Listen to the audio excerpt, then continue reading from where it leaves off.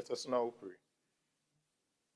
O Almighty God, as we have come together to begin our meeting of the Assembly, we humbly beseech you to all our members the light and guidance of your Holy Spirit, that we may wisely take counsel together and come to such decisions as shall promote your glory and the well-being of all our citizens in this our land, so that peace and happiness, truth and justice may be enjoyed by all people.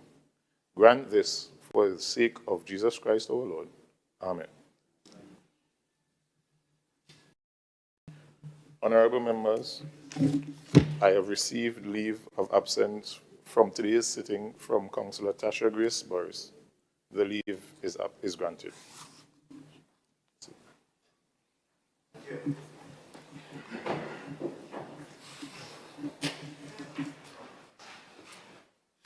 Assembly bills sent back from Cabinet. Assembly law brought back from the Parliament. Petitions, papers, presentation of reports from Dispute Resolution Commission, select committees, report of the House Committee 2021-2025.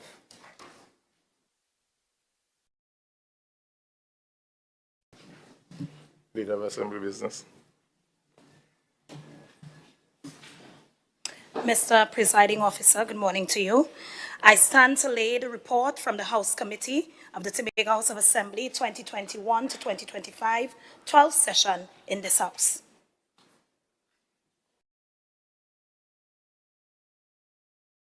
Chief Secretary's question.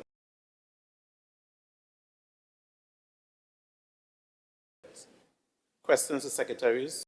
Questions to all answer. Mr. Presiding Officer, it is a request of this House to defer all questions to secretaries to the plenary sitting.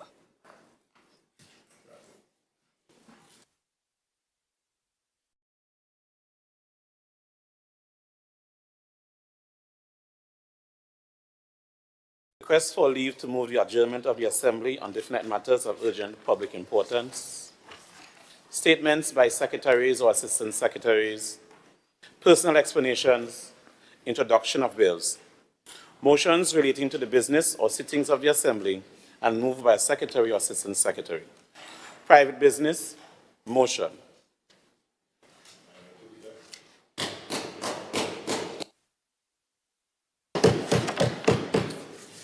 Thank you, Mr. Deputy Presiding Officer. And in keeping with Standing Order 42.6 and your leave, Mr. Deputy Presiding Officer, I ask for your permission to refresh my memory through reflection on my speech. Thank you, Mr. Deputy Presiding Officer.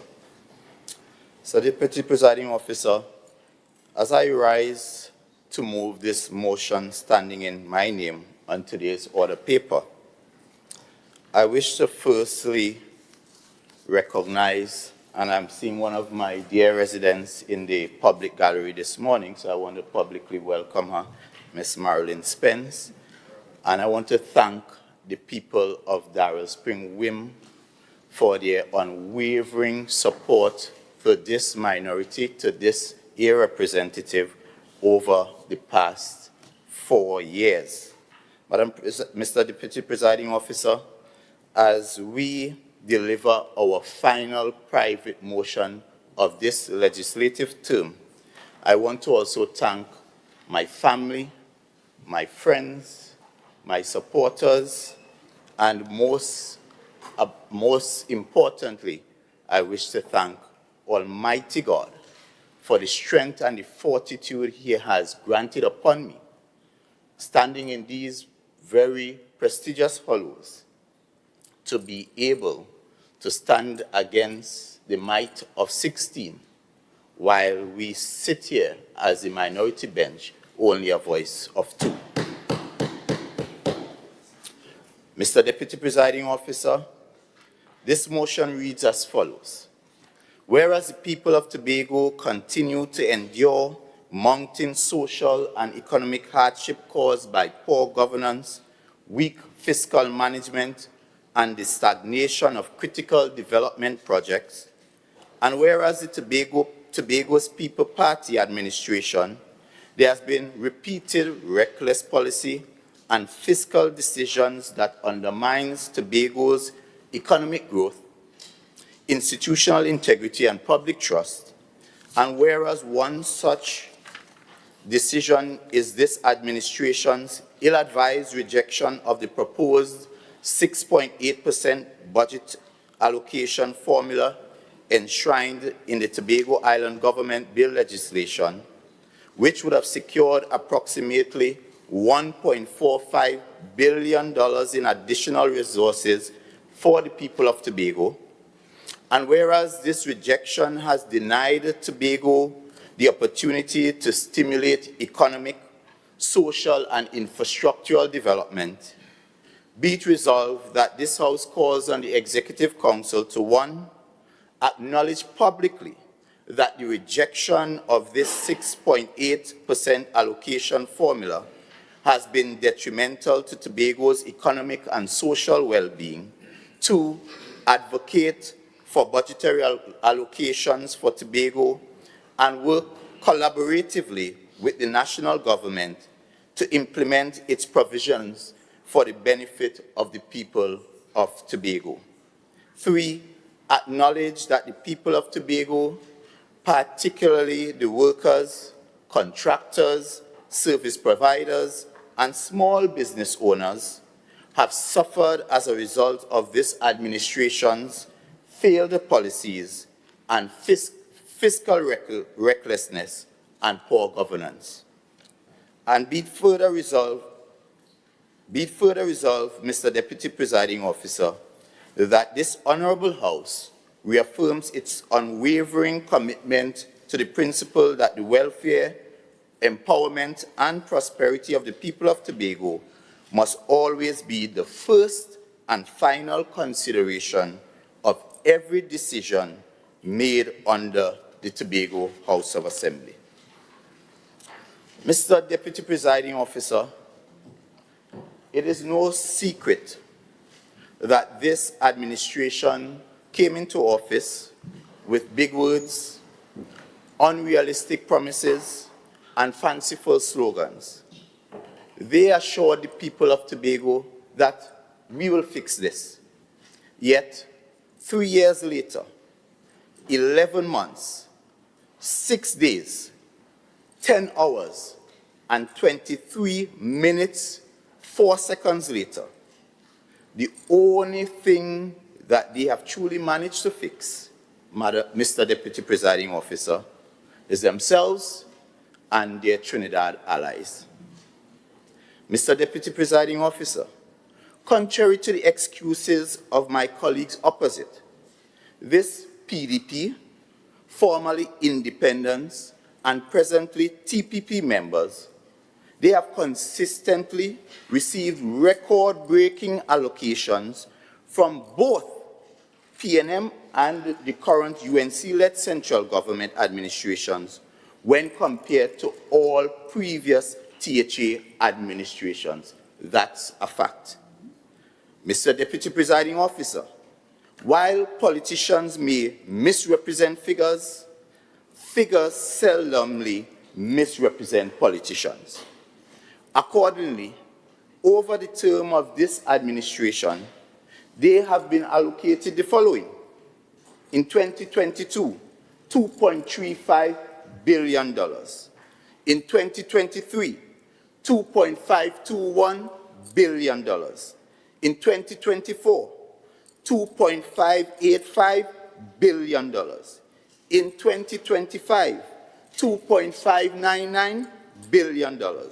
And in 2026, currently, they have been allocated $2.96 billion. Mr. Deputy Presiding Officer, what this demonstrates is that year on year, this administration has received consistent increases on their allocation.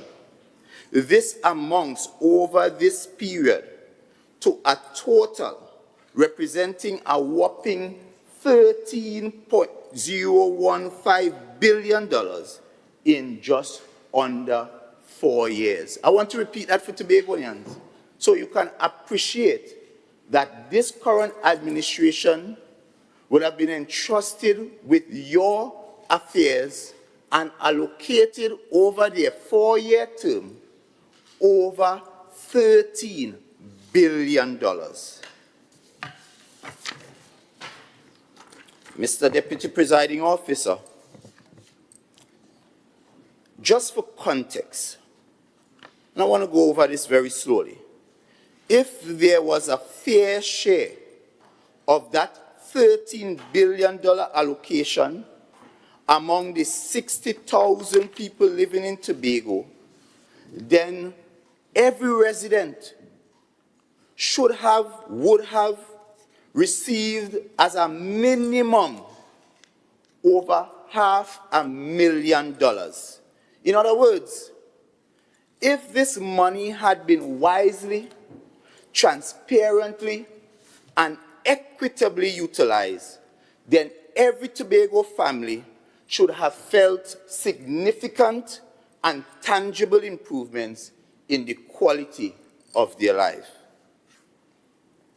Which leads me, Mr. Deputy Presiding Officer, to the question that every Tobagonian is asking. With $13 billion passing through this Tobago House of Assembly in less than 4 years, where has all the money gone? Because we look around Tobago, Mr. Deputy Presiding Officer, I look in your district, Plymouth, and I am asking, like the rest of residents in Plymouth, where has the $13 billion gone? Mr. Deputy Presiding Officer, because if these funds had been properly spent, then no child in Tobago should be going to school hungry, as they are doing now. No family in Tobago, Mr. Deputy Presiding Officer, should be begging for food to put on their tables. And even worse, no young person should be sitting at home unemployed because they cannot secure a proper job. Mr. Deputy Presiding Officer, it pains me to the core as I walk the length and the breadth of Tobago, interacting with ordinary Tobagonians, farmers, construction workers, hoteliers, the fellas on the block. Their cries are consistently similar. They feel betrayed, they feel abandoned, and worst of all, they feel hopeless. Mr. Deputy Presiding Officer, and so, like any contract worker, this TPP administration must now account for their stewardship. Therefore, you, the people of Tobago, you are now entrusted as their employers. You now have the right, the responsibility, the power, and the moral authority to determine, one, whether they have managed your $13 billion in your best interests. And most importantly, you must ask yourself the question, has my life improved under their watch? This is a question only you, the individual Tobagonian, can answer for yourself. Mr. Deputy Presiding Officer, as I deliver this motion, I want to draw to the attention of every Tobagonian the Chief Secretaries and the TPP's billion-dollar betrayal and sellout of Tobago. Mr. Deputy Presiding Officer, I know you might wonder why. As you are aware, in this fiscal year, the Tobago House of Assembly requested 5.9% of the national budget.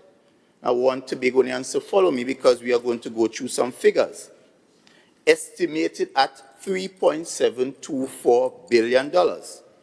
And you will recall in this very honorable House the Secretary of Finance stated in her presentation, and I quote, "Any allocation in the THA's fiscal 2026 allocation that is less than 5.9% will constitute a non-alleviation of the per capita expenditure inequality that has defined the national budget and its appropriation bill since 1962, end quote. Yet, Mr. Deputy Presiding Officer, only a few months later, when the UNC government presented its 2025-2026 national budget, Tobago was allocated only 5%, or $2.96 billion, out of a national package of over $59,232 million.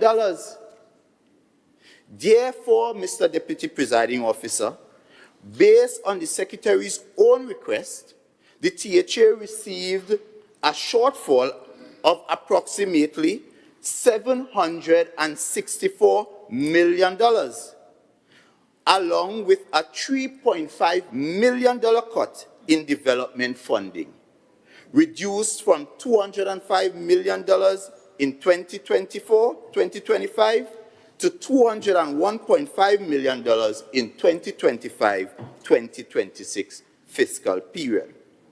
Mr. Deputy Presiding Officer, I am flabbergasted by the hypocrisy of the Secretary of Finance and her flip-flop attitude, because in one breath, Mr. Deputy Presiding Officer, she condemned any allocation below 5.9% as unfair, but in the next breath, she glowingly welcomed 5% as fiscally fair share.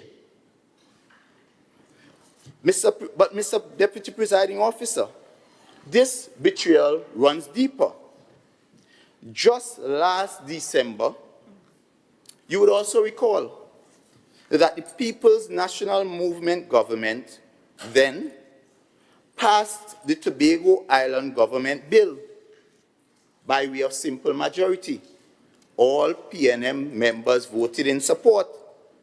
A bill that came from the people of Tobago, refined through a joint select committee of parliamentarians representing the then PNM government, the then UNC opposition, and of course independent senators, one of which is a respected Tobagonian in Ms. Maria Dillon Remy.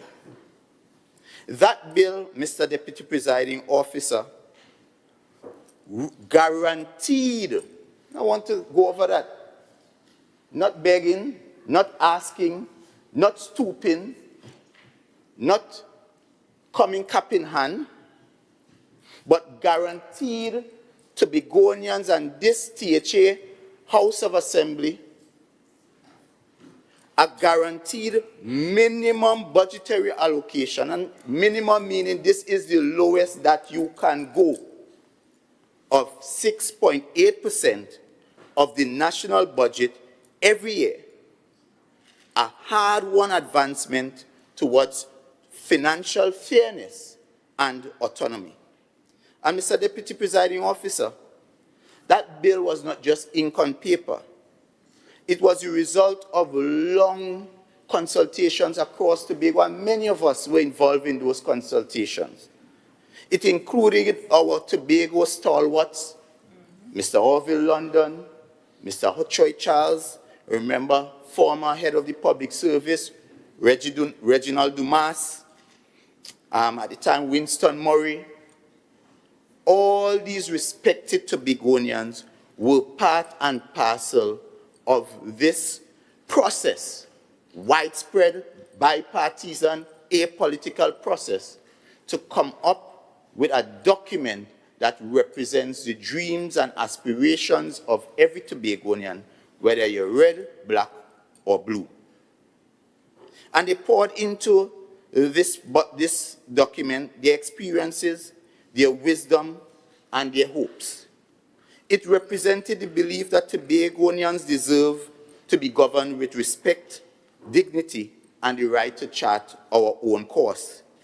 It carried the dreams of families who simply just wanted better for the next generation. It carried the voice of our ancestors, many of them products of slavery, who built this island from the ground up. So we must be clear, Mr. Deputy Presiding Officer, this was not just a bill. This was not a P&M thing. This was a Tobago thing. This was Tobago's voice coming together in one collective, united refrain. It was about Tobago's spirit, yet in one very ill-advised action, selfish at that, our Chief Secretary derailed and denied our Tobagonians the opportunity to fulfill those dreams. Mr. Deputy Presiding Officer, let us be clear. 6.8% of $59.23 billion amounts to $4.04 billion. When you compare that to the $2.96 billion that Tobago actually received, it therefore means that Tobago lost. I want to go over this very quick. When they said Tobago won by getting 5%, the reality is that by the actions of this very careless, hapless, and selfish Chief Secretary, Tobago lost over $1.04 billion. And this isn't just figures, Mr. Deputy Presiding Officer and fellow Tobagonians. This is $1 billion in opportunities denied to the people of Tobago. So when the Chief Secretary urged the UNC to reject the bills, he selfishly, recklessly, and unilaterally, because I don't even think his colleagues, Mr. Deputy Presiding Officer, had a hand in his decision. Because we sat here as a house, and we debated and agreed that we will come collectively with a process to ensure that as the Tobago House of Assembly, we can go to the Parliament and sit with all parliamentarians and negotiate a position that will ensure that those bills will pass for the benefit of Tobagonians. So let the record show, Mr. Deputy Presiding Officer, this billion-dollar betrayal has cost Tobago not only its autonomy, but it has also caused Tobago economic progress and the welfare of its people. And Mr. Deputy Presiding Officer, this is not just about figures, as I said. This is about people's lives. That $1.04 billion represent real opportunities for real Tobagonians. It is the gratuity payment that many public officers, contract workers, many of them perhaps sit right in these hollow halls, would have completed their term, their contract term, and since 2022 to now, many of them are waiting to be paid contract gratuity. Teachers waiting for increments, only to be told there's no money. But yet this Chief Secretary refused an additional $1 billion. It is the unpaid balance owed to many of our creatives, our dancers, drummers, entertainers, artists, calypsonians, who gave their time, their talent, and their heart to festivals such as Heritage, Blue Food Carnival. And while their services were appreciated, they remain unpaid and ignored. It is the farmer who cannot get access to proper equipment or support or a grant. It is the many athletes who come to me saying that they need to travel abroad but can't get funding. It is the mother who went to the Department of Social Protection seeking a small grant to feed her family perhaps to bury a loved one, or simply to get some rental assistance, only to hear money done. It is a small business owner who applied for a BDU grant or a loan and was told, all applications are on hold. Mr. Deputy Presiding Officer, when you drive from Charlottesville to Crown Point, there's potholes, there's more potholes than road. When children study in classrooms that are unconducive for learning, and when Tobago's young professionals, many of whom are disillusioned at this time because they would have done like us and listened to our parents' encouragement to go to school, study hard, learn, go to college, get your degree, and come back and be the change that you want to see. So many of them leave these shores, some in Jamaica, some in Barbados, some in Grenada. Can speak of my own experience studying in the US. And you make sacrifices. And you also make investments. Because some of them, their parents take their last.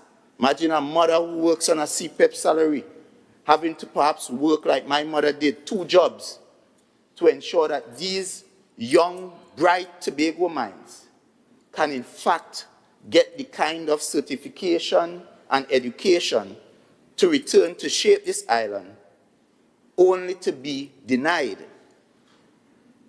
because there's a lack of opportunity, there's a lack of upward mobility and stagnation, and perhaps the only real employment available to them is a 10 on and a 10 off for half the month. And that's the reality facing young Tobagonians at this time under this Tobago People's Party. And while that is happening, while you are hearing we don't have enough money, this Chief Secretary recklessly refused on behalf of those Tobagonians I just described the opportunity to benefit from $1 billion in additional resources. So, Mr. Deputy Presiding Officer, the cumulative loss, because this bill, as you will recall, was brought to the Parliament in 2021.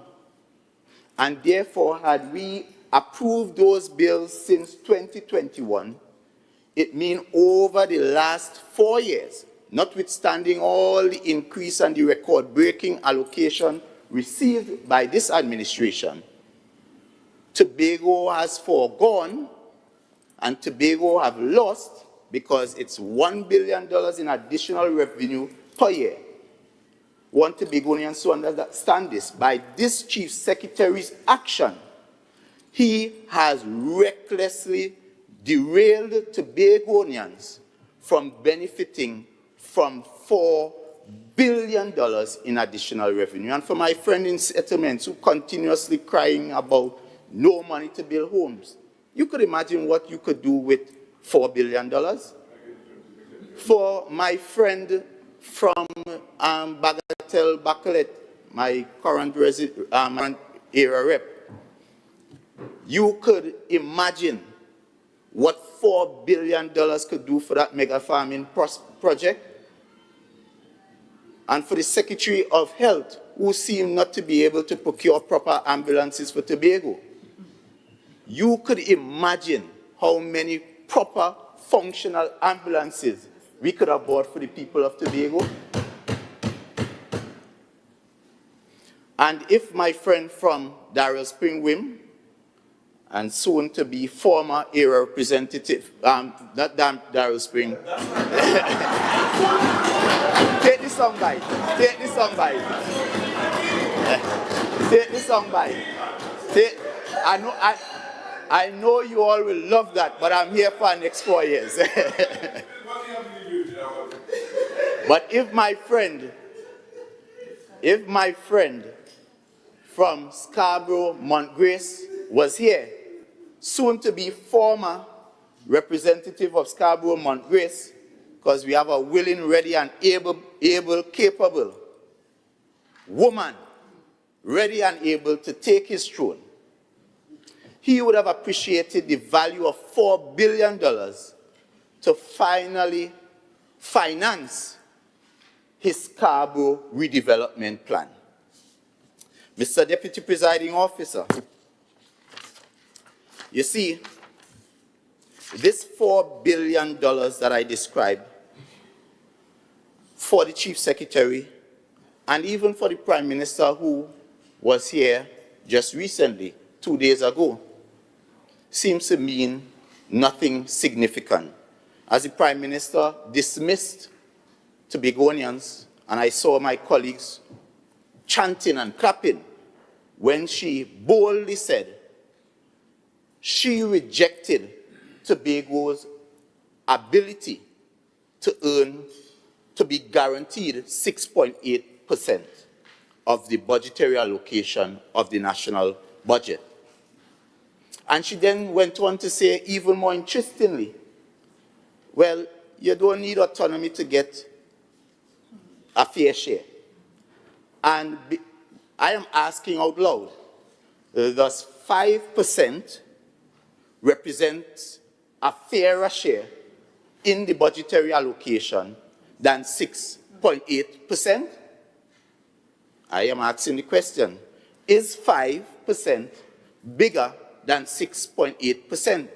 Because if we are to accept the Prime Minister's rationale, then it tells me that all this current UNC administration, as we heard from the current Minister of Rural Development, see Tobago as worthy of mere 5%, because for them, they said it, the population of Tobago is less than their constituencies in South and Central and various parts of Trinidad.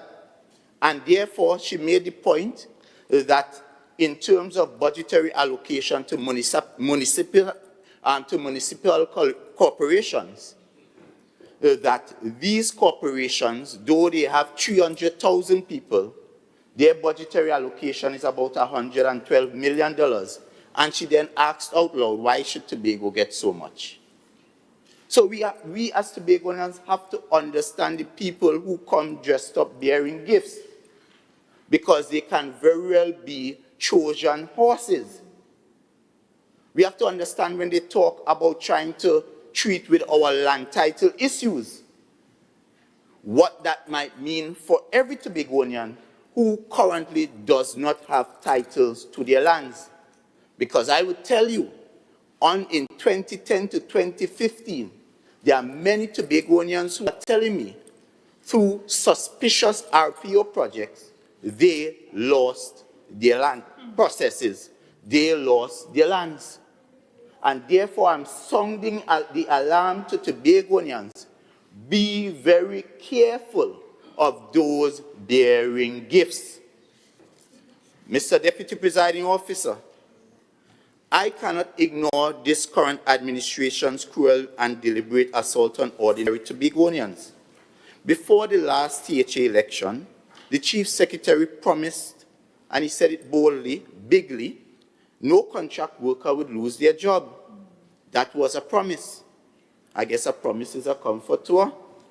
Yet, shortly after taking office, over 500 Tobagonians fired in the M&E unit in infrastructure, CPU unit OCS, CPEP monthly paid workers, URP workers, employees at TATCO, and many employees across the length and breadth of the THA divisions. Their contracts have not been renewed. These are Tobagonians, Mr. Deputy Presiding Officer. You are father, Mr. Deputy Presiding Officer, and I'm sure you can relate to a father or a mother, the breadwinner of a home, being sent home without compensation, without compassion, and without care. And I know they will come to talk about the Ministry of Tobago Development and Petrotrin, but under the PNM, it was publicly campaigned and announced that the Ministry of Tobago Development will not continue to function because it was in fact encroaching on the rights of this very Tobago House of Assembly that we all vouch to protect. And therefore, that was properly, they were given substantial information. It was not hidden. And when it came to Petrochin, those workers were handsomely, I want to repeat it, they were handsomely compensated in cash and with lands. But what did these THA workers receive? Nothing. Imagine in the division of settlements just before Christmas, you know? Imagine that, Mr. Deputy Presiding Officer, on the cusp of Christmas, the season of merry, joy, happiness, and love.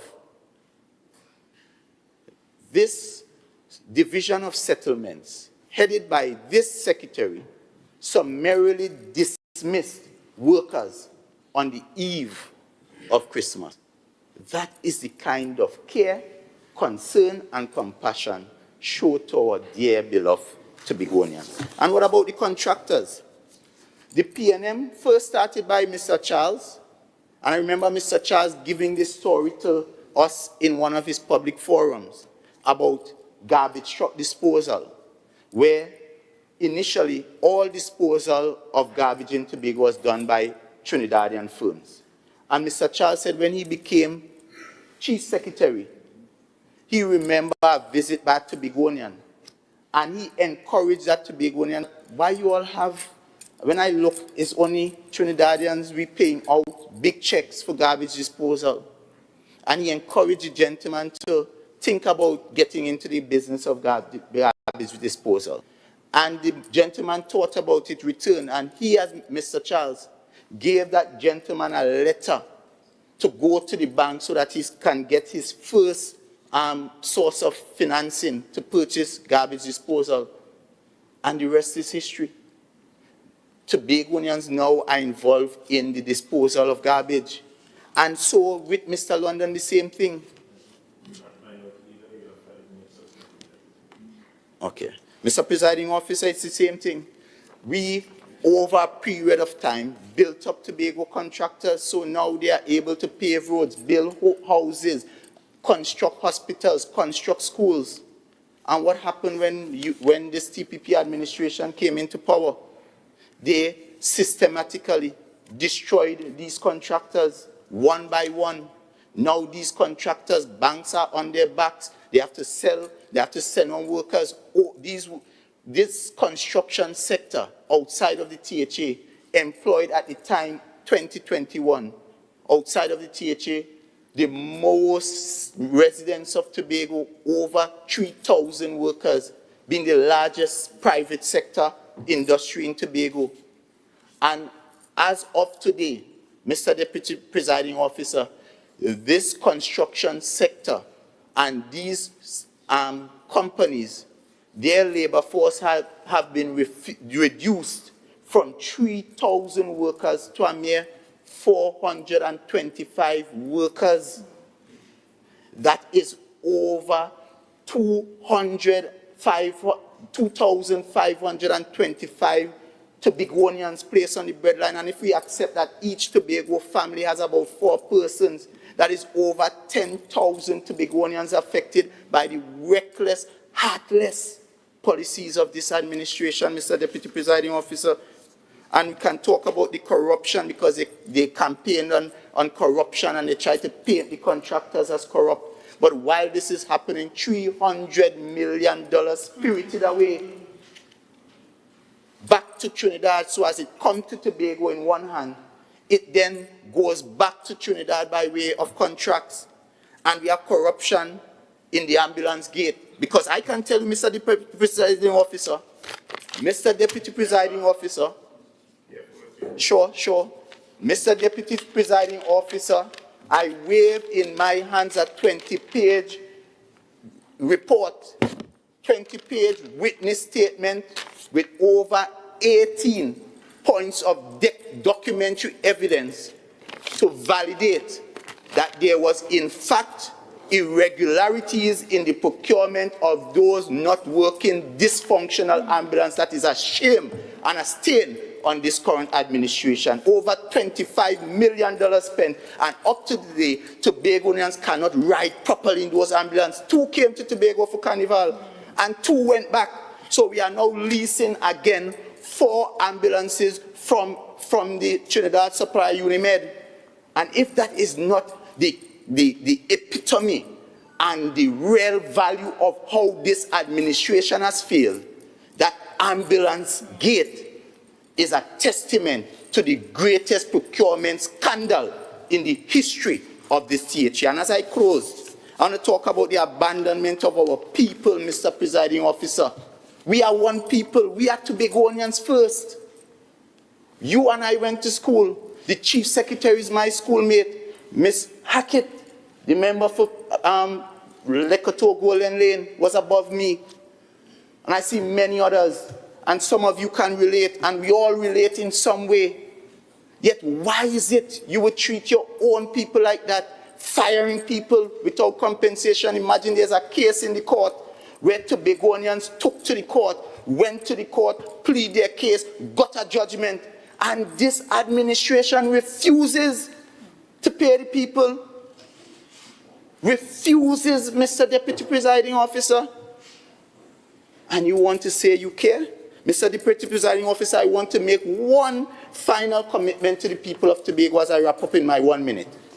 Is that you can be assured the next PNM administration, because I will still be here as the representative for Darrell Springwib, will ensure that no CPEP worker, no URP worker, no THA worker across the length and breadth of THA will lose their job. You can take our word, because we won't be so wicked, so vindictive, and so callous to Tobagonians, because we believe, and you must come here and apologize today for your actions, your reckless and selfish actions that has denied Tobagonians over $4 billion.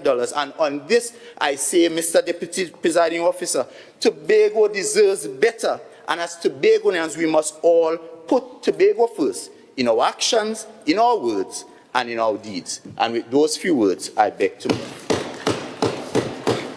Is there a seconder for this motion? Thank you, Madam.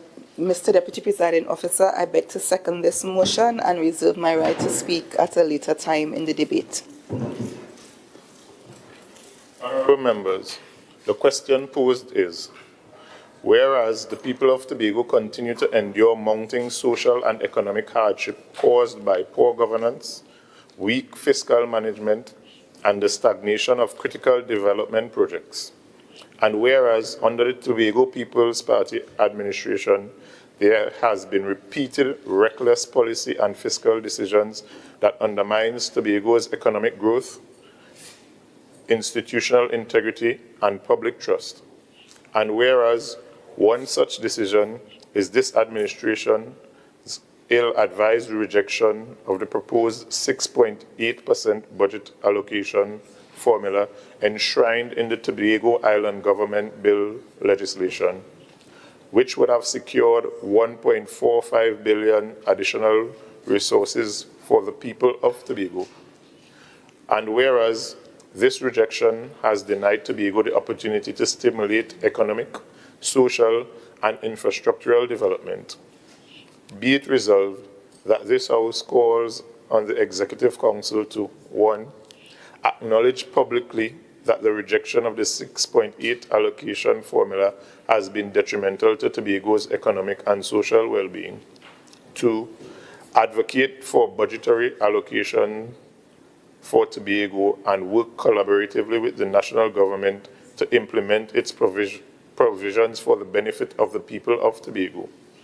3, acknowledge that the people of Tobago, particularly the workers, contractors, service providers, and small business owners, have suffered as a result of this administration's failed policies, fiscal recklessness, and poor governance.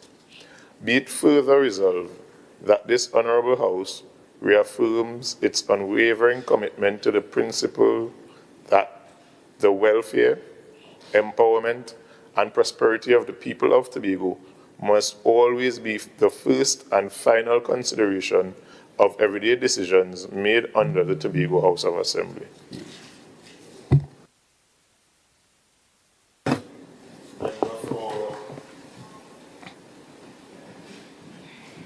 Lancer Palatavia, Lancer Miss Speyside, you may join the debate.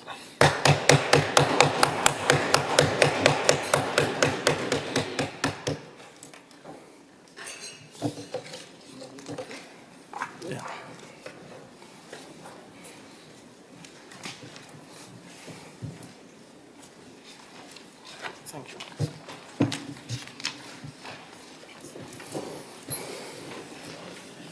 Thank you, Mr. Deputy Presiding Officer. Thank you, members of this House. And thank you for this opportunity to join this debate. There are times, Mr. Deputy Presiding Officer, when we come to the House, and this House is supposed to represent for all of Tobago the pinnacle of good logics, common sense, the pinnacle of responsible debate. And then there are moments like this, you listen to the minority leader, and you really have to wonder, why is he even here? And I want to humor the minority leader by using his logics. Because you see, PNM logics equals nonsense. And PNM logics is always geared towards PNM being in power and never really about the empowerment of the people of Tobago. It's always about a selfish gain. And I want to use PNM logics. There was, in fact, Mr. Deputy Presiding Officer, bills offered to the Parliament on the cusp, just on the margin of the THA elections for January 2021. And I want to state what the facts are. Prior to the election taking place, then Independent Senator Dr. Remy Dillon summoned a meeting among all political parties in the space. I represented the PDP at that time. Dr. Bremner joined me in representing the PDP at that time. The PNM was represented by one, Mr. Ansel Dennis, and by another one, Ms. Tracy Davison Celestine. There was a representation there from CivilNet. There was a representation there, Nkosi Phillips, Mr. Nkosi Phillips. And we sat in the basement of Dr. Dillon's. Mr. Hochoy Charles was the representative of the Tobago Platform of Truth. We sat diligently as Tobagonians in the basement of Dr. Remy's medical practice in Kola Hall. We went through every single line of the bills. We went through the areas that were problematic, had agreement from even the PNM representatives. And then when it came time for us to signal to the Parliament with one voice, you know what the PNM representatives said? They said, well, we will just take the bills as they are. Half a loaf is better than none. Which I took to mean the PNM leader in Trinidad tell them accept the bills as they were, and they refuse to stand with the rest of us in Tobago. That is betrayal. And Mr. Deputy Presiding Officer, if standing together with Mr. Hochoy Charles against a poorly drafted bill that will take away the rights of the people of Tobago is a crime, I accept guilt for that. Unapologetically so. Because I am certain, Mr. Deputy Presiding Officer, Standing on the side with Mr. Hochoy Charles is much more honorable than standing on the side with Keith Rowley and the PNM and the people who have forever been at the necks of the people of Tobago. In fact, I'm on record as saying that the worst thing to happen to Tobago since colonialism and slavery is the PNM. That's a fact. And what essentially the minority leader stood in this house and advocated for today is political prostitution. In other words, he's saying, take whatever bill the PNM bring, as flawed as they were, take them because you will get more money. And here is the reality, Mr. Deputy Presiding Officer. As it now stands, there is no requirement for any law anywhere to give Tobago more money. And if PNM had truly and genuinely loved Tobago, why was the highest they ever allocated to the THA 4.37%? Why never 6.8 that they wanted to put in the bills? In other words, they dangle a carrot over the people of Tobago's head and say, take what I'm giving you if you want this money. That is political prostitution, and that is symptomatic of PNM behavior, not Tobago people's behavior, because we are people who understand what it is to be poor but pious, poor but righteous, poor but standing on the side of that which is right. But the minority leader does not enjoy those principles because he's not from a political institution that shares those principles. And let me tell you what Tobagonians would have missed if Tobago had accepted those bills. And it's not just Farley that rejected those bills. Angus and her less than 1% supporting party, they rejected it. Commentators like Dr. Vanos James, they rejected it. And yet somehow PNM felt that this chief secretary should ignore all the voices of all of Tobago, and accept carte blanche what they were offering. One of the most critical elements missing from their bill was that right for Tobagonians to actually determine how our maritime space should be used. And I want to point out the hypocrisy. I sat in joint select committee meetings, had arguments with then AG Alwari, who felt that the 6 miles we now have, we should not even have that. We were being asked to accept a bill. Look them across it. They want us to accept a bill that if you want to build a jet in Tobago, you must go down Trinidad and ask for permission. They want us to accept a bill that if you want to develop a marine park in Tobago, you must go down Trinidad and ask. Because instead of giving Tobago legislative authority over every single thing that currently exists in the 5th schedule, they took out what they want and give us what they want to give us. The same people who years earlier in 2013 told Tobagonians to reject Kamla's bill because Kamla did not give us 200 miles. Return, big hypocrites they are, and did not even offer 1 mile. But you see, PNM equals hypocrisy. PNM equals wickedness. And PNM equals a kind of bold-facedness that they will stand in this house, tell lies, tell untruths, and stand on that. Order 45.5 lies on parliamentary and imputing improper motive. Thank you, Mr. Thank you, Mr. Deputy Presiding Officer. So I retract the word lies. They are just the biggest strangers to the truth.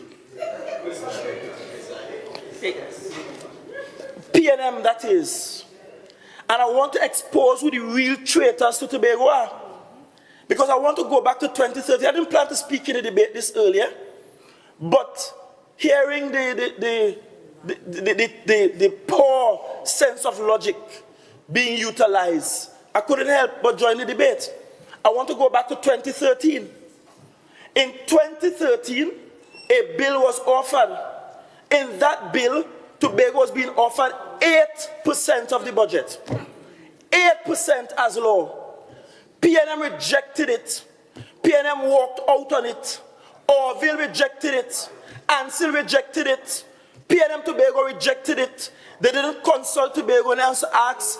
They did not consult Tobagonians to ask whether or not they should amend it. I did not. Minority Councillor and Minority Leader. When the Minority Leader was presenting, no one interrupted. I would like the same to happen now, please. Thank you. Proceed. Thank you, Mr. Deputy Presiding Officer. They consulted no one in Tobago to ask whether or not they should amend the offerings. They didn't even engage. Mr. Deputy Presiding Officer, I engaged. I sat. I wrote position points. We sat in meetings downstairs, Dr. Remi's practice. We went through the thing. We engaged. We didn't just say no, we engaged first. In 2013, PNM didn't even engage, but they rejected 8%. And I want to show the figures. I want to show the billions Tobago would have had if PNM had accepted 8%. Here are the figures, because we're using PNM logics today. In 2013, the national budget was 55.2 billion. If we had accepted 8%, Tobago would have received $4.4 billion. That year, THA got 2.4 billion, a variance of 2.05 billion. 2014, national budget, 58.4 billion. Tobago would have received 4.68 billion. Instead, Tobago got 2.4 billion. A variance of 2.1 or 2.2 billion, rounding it up. 2015, the national budget was 68.8 billion. Tobago would have received in that year 5.5 billion. Instead, Tobago received 2.4 billion, a variance of over 2.9 billion. In 2016, Tobago would have received in 2016, the national budget was 66.6 billion. Tobago would have received 5.3 billion. Instead, we got 2.7 billion. In 2017, when the national budget was 56.1 billion, Tobago would have gotten 4.5 billion. We instead got 2.3 billion. In 2018, when the national budget was 53.1 billion, Tobago would have gotten 4.3 billion. Instead, we got 2.2 billion. 2019, national budget, 54.4 billion. Tobago would have gotten 4.4 billion. Instead, Tobago got 2.2 billion. 2020, when the national budget was 56 billion, Tobago would have gotten 4.5 billion. Instead, we got 2.3 billion. 2021, national budget, 51.8 billion. Tobago would have gotten 4.13 billion. Instead, we got 2.11 billion. 2022, when the national budget was 53.9, let's say 54 billion, Tobago would have gotten 4.3 billion at least. Instead, we got 2,339,000,000.1. In 2023, when the national budget was 61.4 billion, Tobago would have gotten at least $5 billion. You know how much we got? 3,336,000,000. 2024, when the national budget was 61,537,000,000, we would have gotten 4,923,000,000. Instead, we got 2,558,000,000. And for fiscal 2025, when the national budget was 59,741,000,000, Tobago would have gotten 4,779,000,000.3. Instead, we got 2,581,000,000. You know how much the variance is? If 8% was accepted in 2013, Tobago between 2013 and 2025 would have received an extra 29,087,000,000.5. That's the variance. So let's use P&M logic. Since somehow it is Farley's fault why we're not getting 6.8, I must say it's P&M fault why we're not getting 8%. And it's P&M fault why we missed over $29 billion. And if we had gotten that $29 billion, then the gratuity owed to me, they're talking about gratuity as though gratuity is a problem today. I had gratuity owing to me since I was a teacher. I last taught in 2017. 2017. Who was in power then? 4 years at P&M when I first entered this house, and still no gratuity. 4 years. 4 years of P&M. 4 years at P&M, no gratuity. They're talking about what we owed. We inherited a debt of over $900 million. That is P&M that did not pay people. And P&M would have been able to pay people that 900 and something million had they accepted this 8% would have given us a variance, give us an extra $29 billion. Maybe at least we would have get a zip line. Or probably not, because we would have still spent the money and we would have still not see a zip line. They would have still spent money on D'Angelo and all know it did and we can't get back with money. Because that is P&M's legacy. They come and try to make you feel as though somehow they just went and get baptized and all of a sudden they become new creatures. They are not new creatures. They're not even sheep. They're not even trying to mask it. And that's why I am saying, Mr. Deputy Presiding Officer, P&M equals hypocrisy. And there's a reason why we on this side have not campaigned and have not said that the 8% should have been accepted. Because the bill in 2013 was bad. The bills in 2021 were bad. And when they swung it back again before the last general election, they were still bad. And I'm saying to Tobagonians, we will not engage in political prostitution, selling ourselves for $1, just so that we will get the dollar, but at the same time, we will throw away Tobago's right to self-determination. And that is what the minority leader is advocating. The minority leader is advocating that somehow, we should just throw away our values. Don't demand that we have legal rights to make laws over our maritime space. Don't demand that everything that is now in the 5th schedule should remain objects of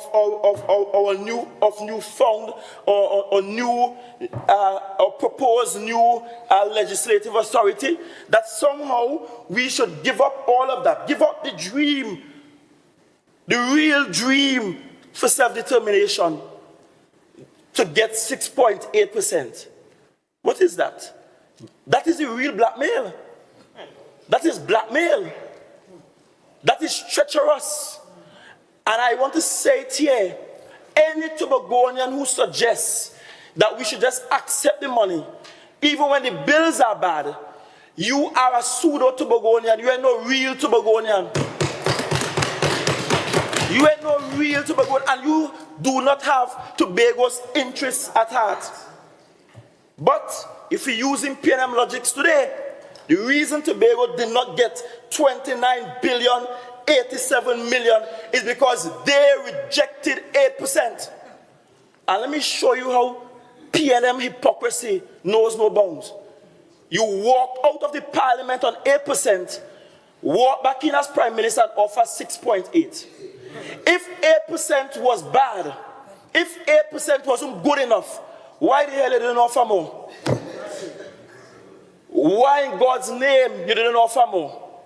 If you didn't love with so much, why you didn't offer 10?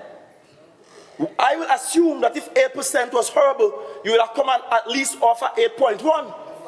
But you didn't offer 8.1, you offer 6.8, not even 6.9, which is the current top of the range of the DRC recommendation, and then trying to mask that as love. That is abuse. You know what PNM come like? They come like the men that just beat up their wife and then bring flowers. But I thank God, Mr. Deputy Presiding Officer, I did not disturb him. That's not abusive language. What's abusive is PNM.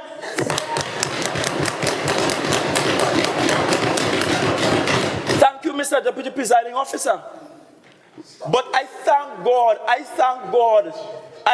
God that in December 2021, we were finally able to break free of Stockholm Syndrome. After 21 years of constant abuse, 21 years of being beaten upon, and being given a little rose ever so often, now and again, to say I love you.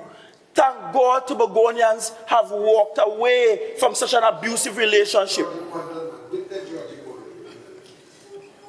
And yes, like someone in an abusive relationship, sometimes when you walk away, you just get some rough days, you know. Because sometimes when you walk away, you're walking away from house, car, the man, money, and everything that you had. You're walking away from comfort. But there is nothing to beat the fact that you're on your own. You're no longer being beaten upon. You're no longer being abused. You're no longer being taken for granted. And now that you're seeing a better day, now that things are better, the worthless ex that was abusive trying to come back and trying to twist the truth and mask the truth in an effort to get us back. But there will be no going back. There will be no going back. And I want to demonstrate some ways in which things are better, and other members will share. I am 100% confident that this administration has paid more monies on gratuity than any previous administration in any 4-year period. As a fact, we have paid more gratuity to teachers on contracts. We have paid more increments than any previous ones because we cleaned up all that they were not paying and paying what we have to pay. 250 million. In fact, you know what we have paid? Secretary of Finance is there. We have paid to date $215 million in gratuity as a fact. And it's not even 4 years. $215 million in gratuity. We have paid $215 million. I dare PNM to say in which 4-year period they had that they spent even close to $215 million in gratuity. That's a fact. But you come in this house with untruth about gratuities not being paid when we have in fact paid more on gratuity than any previous administration. Let me give you another benchmark, Mr. Deputy Presiding Officer. They talk about CPEP and URP. PNM didn't really love CPEP and URP. What PNM had was a top-heavy structure, a few favored friends, giving big money at the top, and not paying the CPEP and URP workers better. What we did was we structured the top, have a leaner top with less people at the top, and we, not central government, we paid CPEP and URP workers a living wage and paid them more than their counterparts in Trinidad. We did that, not PNM. And I want to warn Tobagonians that if PNM ever come back here, they will cancel that out. Of course. Because when they were here, for the whole time they were here, they could not find it in their heart and in the budget to actually pay the workers a living wage and pay them better. We had to come into office to rescue them and pay them that. And this talk about CPEP and URP workers losing their jobs. Well, this is not Keith Rowley speaking, who told the nation that nobody in Petrotrin will go home, and as soon as the election done, he sent all of them home. I am saying it here that not only have we improved the working conditions and the wages of CPEP and URP workers,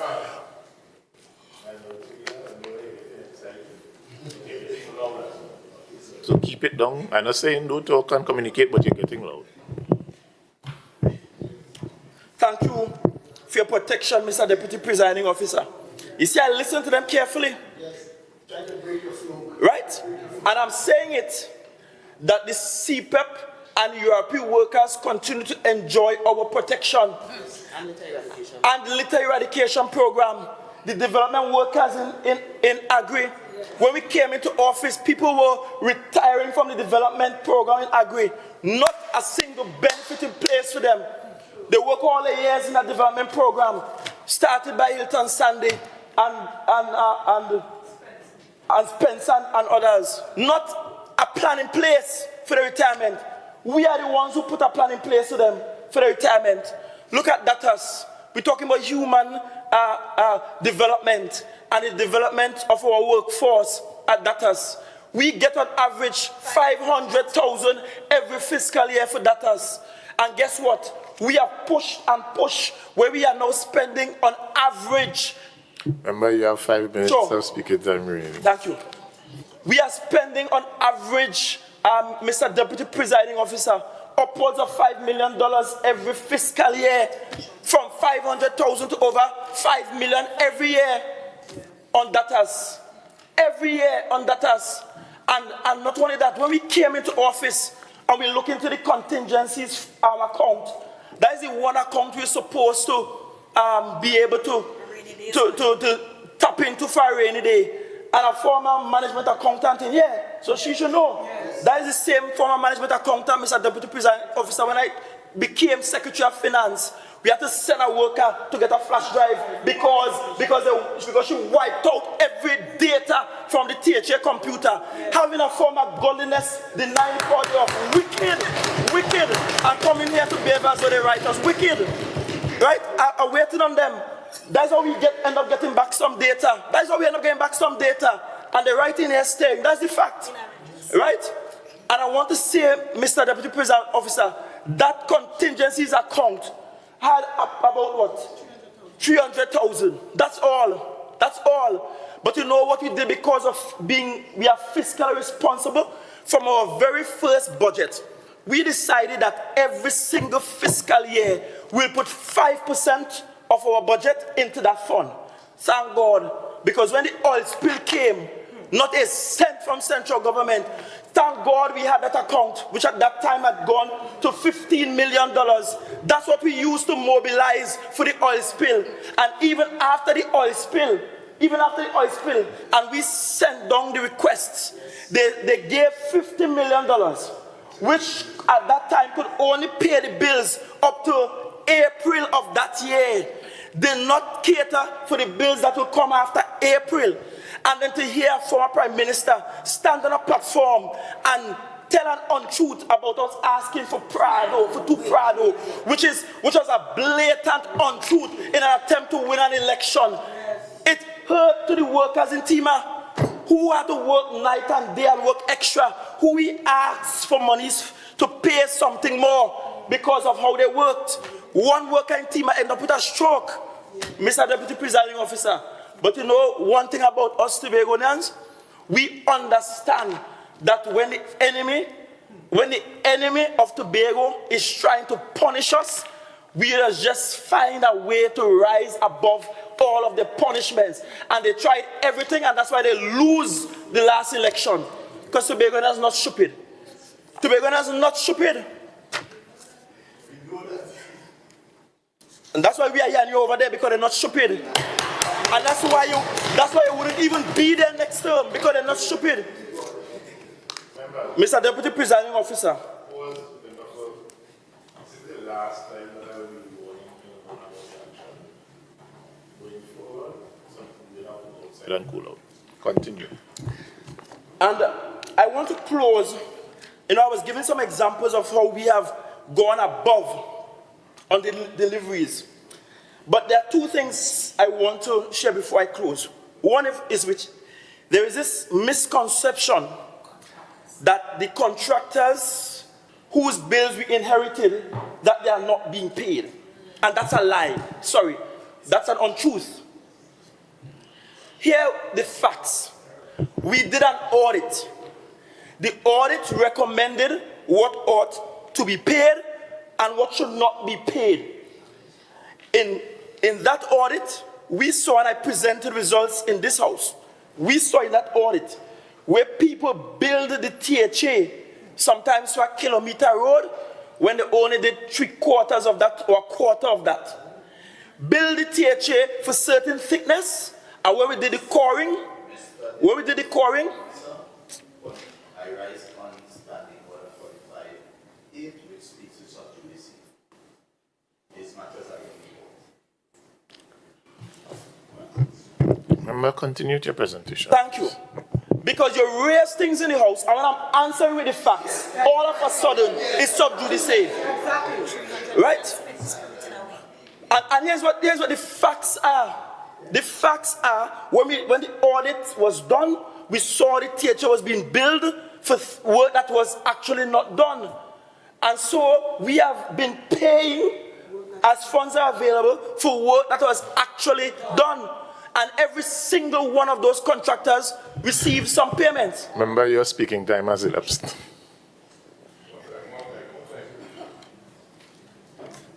Mr. Deputy Presiding Officer, I beg to move that the speaking time for the Chief Secretary be extended by a further 10 minutes. Members, the question is that 10 minutes of additional speaking time be given to the member.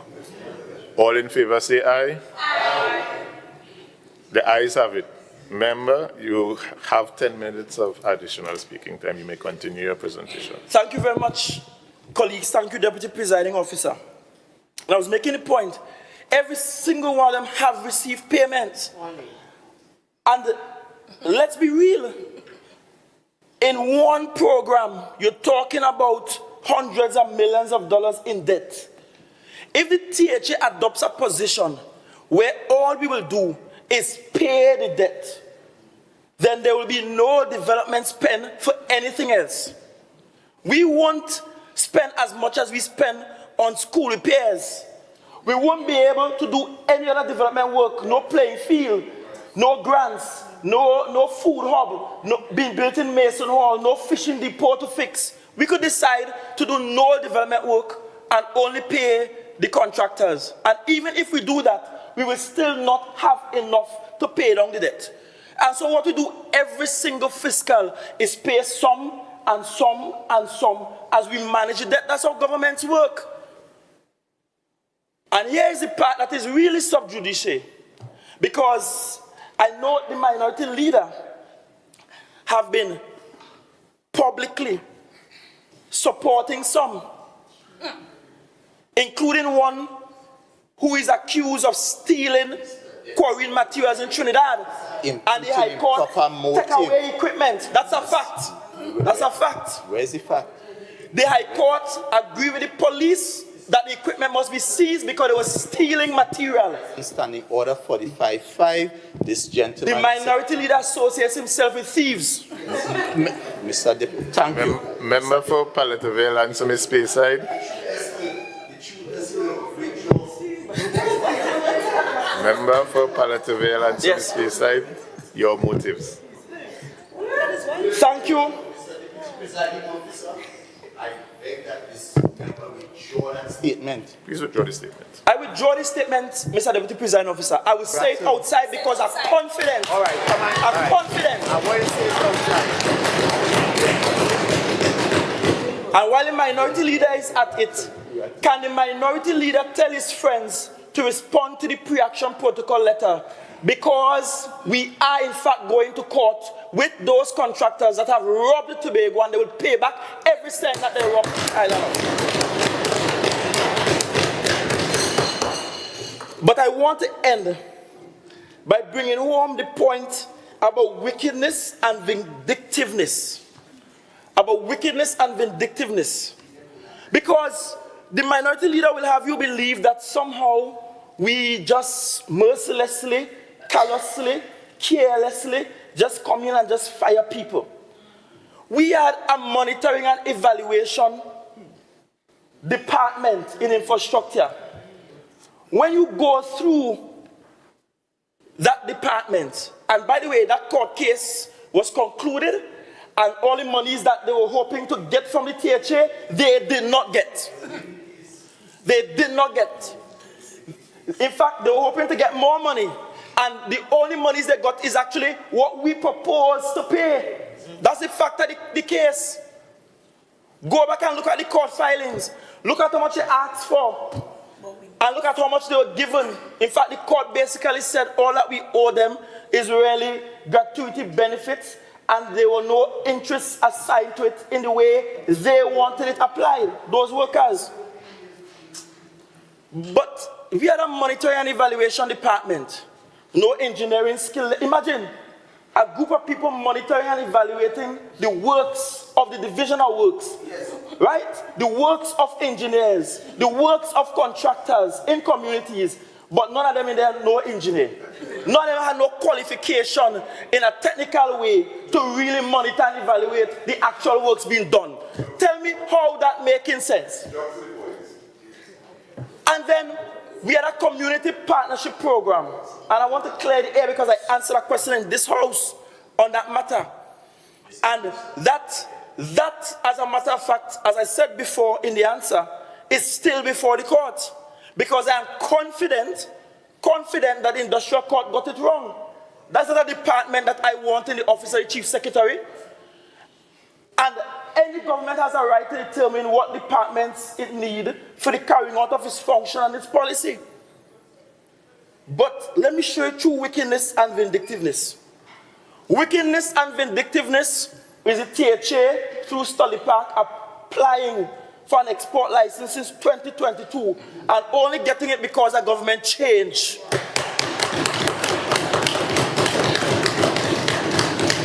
Wickedness and vindictiveness is allowing the THA to do a draw for 50-something homeowners in Riseland, expecting the $20 million to do the infrastructural work so that we could then give contractors to build out those houses. And instead of us getting the money, they decide to spirit it away to their Trini friends. Wickedness and vindictiveness, after having us sit and do all the work for moving town country planning to Tobago, is to refuse to do so. In fact, that's bad mind.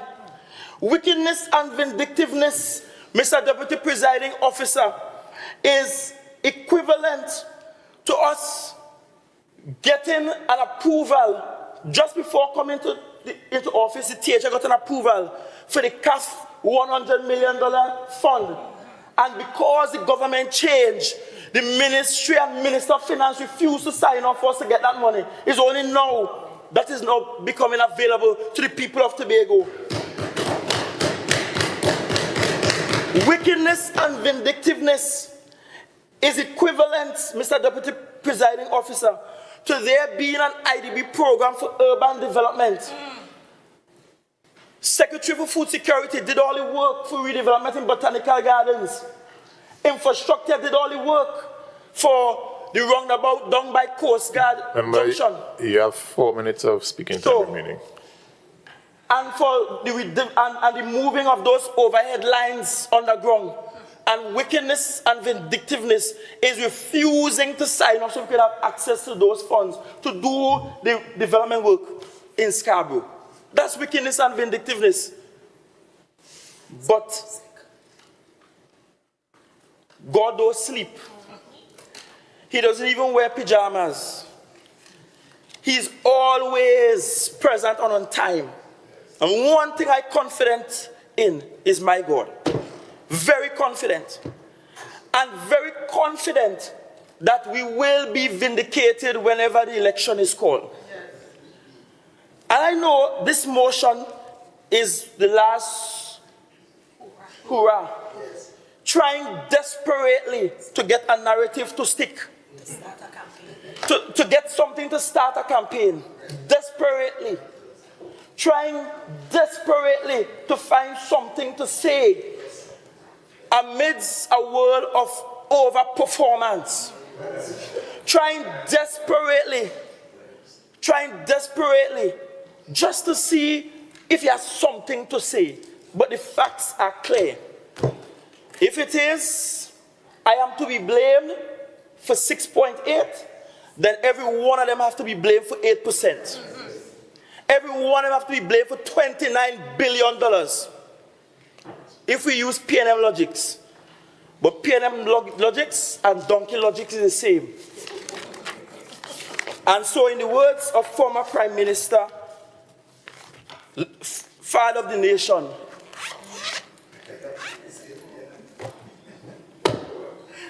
let the jackass breathe.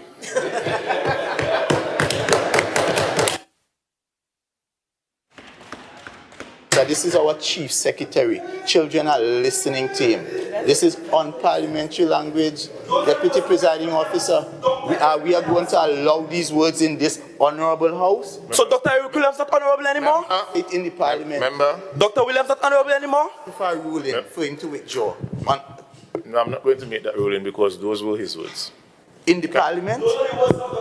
In the parliament? Quoted it, verbatim. Oh, a real good boy. Wow. Wow. Tobago looking up.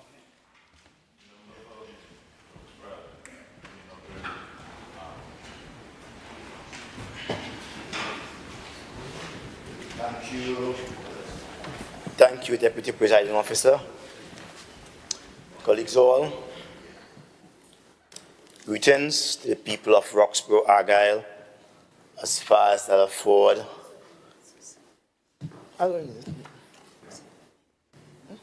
Okay. They gave me this thing. I like it. I like looks, but it may distract from my suit. Trying to pick up with Farley. Well, the assemblyman across there. My colleagues, I want to say I'm here today on behalf of my people from Dallaford, Louisdore, Betsy Hope, Roxborough, Argyle, Kendall, etc.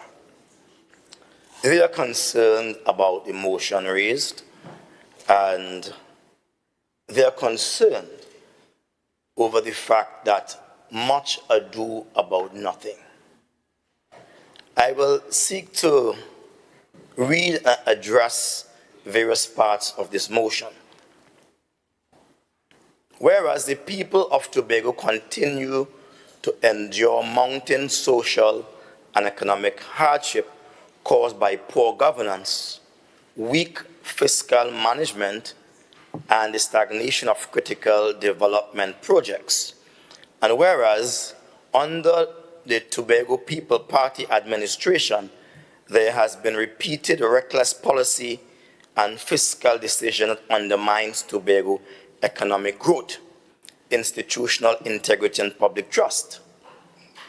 And whereas one such decision is this administration's ill-advised rejection of the proposed 6.8% budget allocation formula enshrined in the Tobago Island Government Bill legislation, which would have secured approximately 1.4 billion additional resources for the people of Tobago.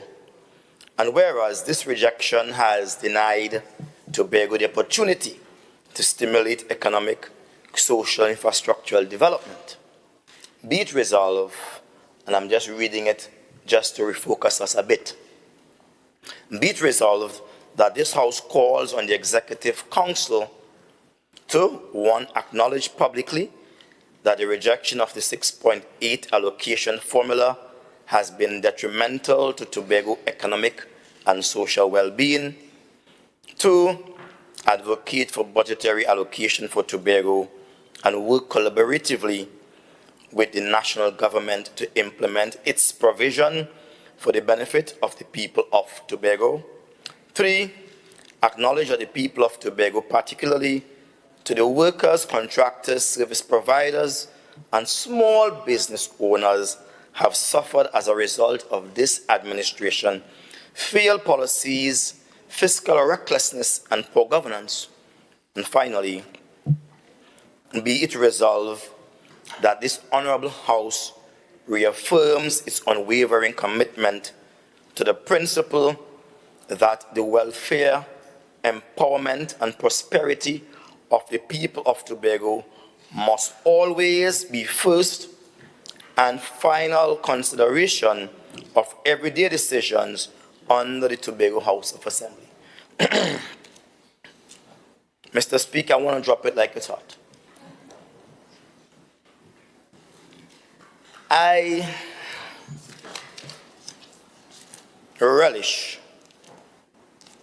the final resolve in my colleague, the minority leader's statement, where he say, be it further resolved that this honorable House reaffirms its unwavering commitment to the principle that the welfare, empowerment, and prosperity of the people of Tobago must always be the first and final consideration of everyday decisions that made under the Tobago House of Assembly. I wish to repeat a third time because I relish the statement. I love it. I enjoyed this last statement. And I come back from the top and knock it all the way down so I get back to the bottom. Be it further resolved that this honorable House reaffirms its unwavering commitment to the principle that the welfare, empowerment, and prosperity of the people of Tobago must always be the first and final consideration of everyday decisions made under the Tobago House of Assembly. I was listening to some music coming down to the house this morning. And one of my favorite artists, some of us may not know him because we listen to Vibes Cartel and Massacre and 450 and these young people. You know all of these young people. But one of my favorite artists is a man who is now old and retired, but had a golden voice. His name was Jimmy Cliff. And he sang a song that took hold of me as I knew I was coming and preparing my mind mentally to deal with this. He said, hypocrites, all of you hypocrites, you're going to pay the price someday. A transformation has taken place in this house, or this house is being transformed. We used to sit on this side. Now, we are sitting on that side. I say we because I want to deal with something a little bit earlier. My good friend on that side, member for Palatoville and some area, said he attended some constitutional meeting on behalf of the PDP. I wish to remind him you are still PDP in your blood. It's in your blood. And I know blue clothes are selling all over the place. I'm glad for that. But he is still PDP. Until this term ends, they have only gained entrance into this place by the PDP. And so, let me come back on my point again to say this. A transformation is taking place in Tobago. Transformations are generally ugly until they're completed. Generally ugly. If you have ever repaired a house, repaired a car, fixed a rotten tooth, or even deal with a back that is strained or sprained or inflamed, you will understand it gets uglier before it gets better. And so what we have been seeing, the challenges that we have been facing with my colleagues on that side, I want to think that it's going to get uglier before it gets better. I'm not praising any ugliness, but that's just a cost of growth and development. In a simple process for a tadpole to become a frog, it has to go through the metamorphosis phase, and it gets uglier before it gets better. For a caterpillar to become a butterfly it has to go through a phase. It has to get uglier before it gets better. So when my brother, my colleague, my minority leader on this side, when he says that it should be something for this honorable house to have an unwavering commitment to the principle that the welfare, the empowerment, and the prosperity of the Tobago people must always be the first and final consideration, I asked, where was that for the last 21 years before these newbies took over? I asked, where was it? And I go back to what his colleague, former Assemblyman Ansel Dennis, was saying while he was in my district a few nights ago having a meeting. He said that they didn't get all 21 years straight like that. They got 4 years first. They sat an exam. I listened to him. I don't oftentimes do, but I did. I must admit that. And when they went back for the first exam, they passed it. People like what they see. The second exam, they passed it, and they got 21 years altogether.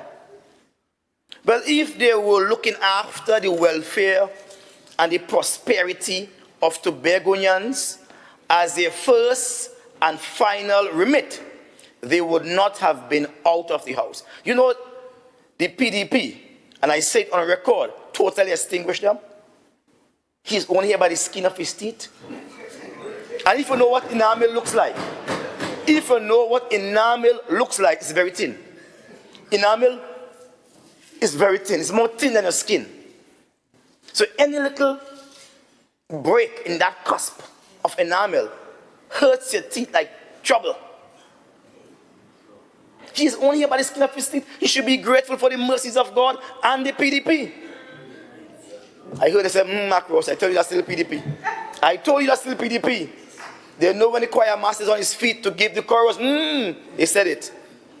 By the mercies of God. Because this is hypocrisy. According to Jimmy Cliff. Hypocrites, all of you, hypocrites, you're going to pay the price one day. They did pay the price in 2021, and now they are squirming, they are whining in their seat like little children who are told by their parents, leave the ball and come inside now. They were frolicking outside all along, screaming, bareback, running up and down the place, wasting time. Now the people of Tobago have called them to task and say, come inside now. That they want to go back out and play again. Play for what? Our money? Let me deal with the issue that was long buried, and my brother, minority, my good friend and colleague, sought to not resuscitate, but he sought to unearth and somewhat slap back some life in. But you can't beat a dead man back into life. 6.8% is a nightmare to Tobagonians. We will not put God out of our thoughts and agree with any figure that your political organization places as a starter mark. We have seen from since 2001 with the dispute resolution, you all could have moved the figure from 4.03 to 6.9, but you all stayed on the 4.03 for years. For over 10 years, you all stayed on that 4.03. Nothing stopped you all. Nothing. We beg, even with a PNM government in Tobago, nothing stopped you all at all whatsoever. Nothing. But again, as you said, you all failed. You all failed to commit to the principle of welfare, empowerment, and the prosperity of Tobago people. But you put in it here, as if to say, your government hasn't come in yet, to powers yet, and you are longing for a chance to get inside, to show people commitment, to show Tobago what prosperity looks like. You all had it for years, and throw it away. The song just keep ringing in my ears. Hypocrites. All of you hypocrites. You know, one of the things about Jimmy Cliff, he was very descriptive, you know. He said, you dirty hypocrites. They are not hypocrites, I will say. But like Bob Marley, who the cap fit, let them wear it. Mr. Deputy Presiding Officer, we would have gotten a THA amendment bill called a Constitution/Tobago Amendment Bill, Constitutional Amendment/Tobago Bill of 2013, introduced by the UNC in Trinidad House of Representatives. It promised to give Tobago 6.9% of the budget to 8.0% of the budget. That is under Clause 9. 6.9. That was in 2013. In 2021, under the PNM, they introduced a bill into the same house. Why is he so excited? In 2021, the PNM introduced a bill into the House offering Tobago a minimum of 6.8% of the budget. We know the minimum of the PNM is always final. They never move from that. We have experience. After 10 years of experience, PNM in Trinidad, PNM in Tobago, I mean, we know it doesn't get better than that. Gentlemen, could you please control yourself, my colleagues? I know you're all excited. Members.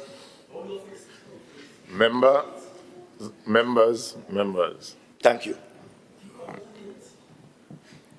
Member for Palataville and Semi-Charlotte. I know the House seems to be coming alive now. Please, allow the member to Thank you. present. And I require injury time. Mr. Deputy Presiding Officer, in 2013, let me rephrase again, I don't want the trend of thought to be broken. In 2013, the UNC came with a bill to the House of Representatives offering Tobagonians between 6.9 to 8.0% with the possibility of amending it. There's a clause that says with the possibility of amending it. In 2021, 8 years later, came the PNM with another constitutional amendment bill offering Tobago between 6.8% plus. But we know their plus. Their plus is a minus. When the dispute resolution offered Tobago between 4.03 to 6.9, we had PNM government in Trinidad, PNM government in Tobago. We had the former Prime Minister, the Honorable Dr. Patrick Manning, coming and saying, this is my beloved son, in whom I'm well pleased. But his son was not pleasing him, because he keep giving his son 4.03. 4.03. You know? And so we will not trust them with any 6.08. 6.8. Mr. Presiding Officer, if 8 years ago, in 2013, the UNC offered 6.8 to 8%, 6.9 to 8%, if they offered that, 6.9 starting and ending at 8%, what is wrong with these hypocritical people to come 8 years later and offer the starting figure 6.8? Let's go further back. In 2001, when the Dispute Resolution Committee ruled, they carried the highest end 4.03 to 6.9. One would think that if you're coming to adjust the figures up, they will start at 6.9. But no, they have cut into the 6.9 and say, we're going to start you off, not even at the maximum end. Yeah? They have come some 20 years later after the dispute resolution offered that and say, we're going to start you back under what they have offered. Hypocrites. I like this song. Dirty hypocrites, you're going to pay the price one day. There's something called the time value of money. the cumulative effect of inflation. And when I say cumulative, I mean the added effect of inflation. You add inflation over all years, starting with 2013, that's when they offer the money. That year come at zero, right? Zero. So you're now adding that over right up to 2025, you are going to have, after a 12-year period, a 46% average, a 46% increase in inflation. You with me so far? Follow me. No, we have the able accounting officer here. My skill is no different from yours. My jack of all trade. It means that if you were paying $100 for a bag of rice in 2013, that same bag of rice will cost about $146 today. It meant that if we were supposed to get, if we had accepted that 6.9% or 8% increase in Tobago, based on the time value of that money, it was somewhere between 11 and 12% insofar as value. And that would have helped us to deal with inflation, Mr. Deputy Presiding Officer. It would have helped us. The value of that money brought forward will be between 11 to 12%, around there. They didn't cater for that. Over time, Tobagonians have been struggling because of inflation and nothing to deal with it. When they had the opportunity in 2013 to agree, they refused it. They refused. And they come here with this jokey paper saying to us that they should apologize for not accepting the 6.8%. I can't say that. Even though they're wearing different colors there now, it doesn't mean anything. When they take it off, their skin is still black. Your skin is still black when they take it off. Right? So I'm saying to you, we reject your point of view. We reject your point of view. But we accept the fact that we in this house, all of us, must commit to the principles that the welfare and empowerment and prosperity of Tobagonians must be the first and final issue. We do not need puppy show inside here. We do not need people saying, because I'm red and you are blue. All of us here must come together as one. There's a reason for this horseshoe, you know. The only place I used to sit around a horseshoe was in the CPO's office. In the CPO's office, there's a horseshoe. Something like this.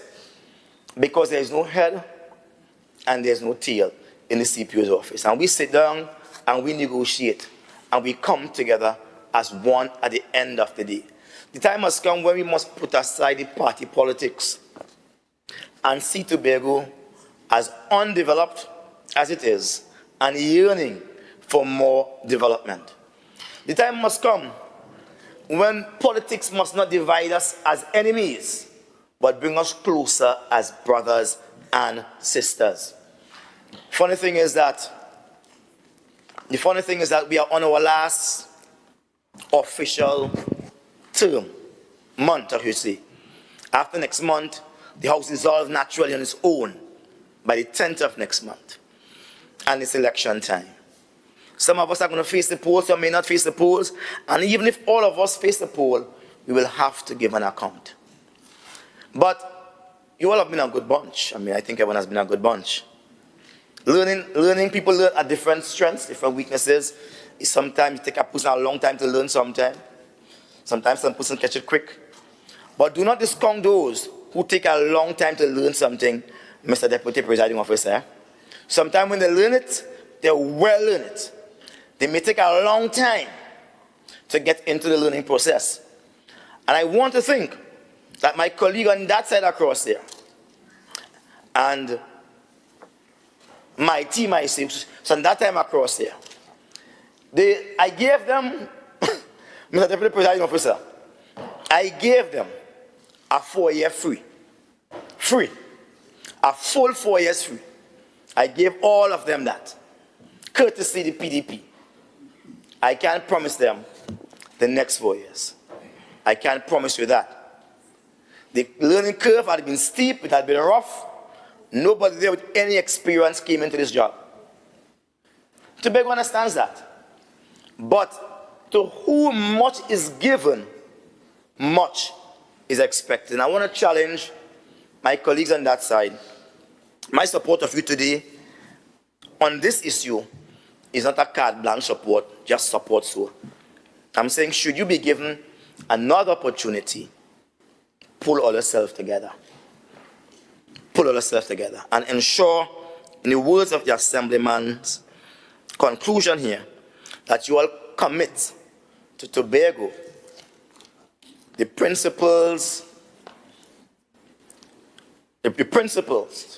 of welfare, empowerment, and prosperity that all of us in Tobago can enjoy a better day. It doesn't matter how long you stay in office or how much money you leave with. What matters is whether or not we have seen it transform society. I'm not sure I'll be here next term. And I'm not saying I'm leaving either. Don't get wrong. Don't get twisted. So don't feel I'm leaving. I'm just saying I'm not sure I'm in a bad decision. You have 5 minutes of speaking time remaining. Thank you.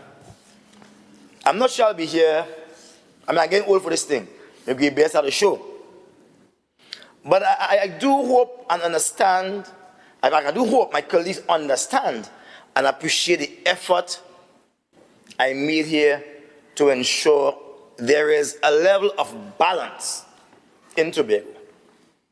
Before I came, when we sat here, those on that side, when they read clothes on that side, those obstinate, those rude and vicious, When you hear them talk about my two colleagues on the side and myself, you will swear we were vagrants and we wandered inside here. We didn't belong inside here. The most derogatory words, if you hear them when they're in power, don't feel, not these two decent people here, but the party they represent. When they're in power, they're the most vicious and vile people on that side. They will use the most heinous description to describe you. Now they're outside, they play nice. Hypocrites, all of you hypocrites. I want to say that we struggled hard to get on that side. Very hard. And I want each and every one of you to appreciate how you get across it. Don't take it for granted. Don't take it for granted. Some of you may have not have even seen the light of day to go across it. It's struggle. Like I said, a revolution. All of Tobago was behind all of us. Not just me, all of us. We won it.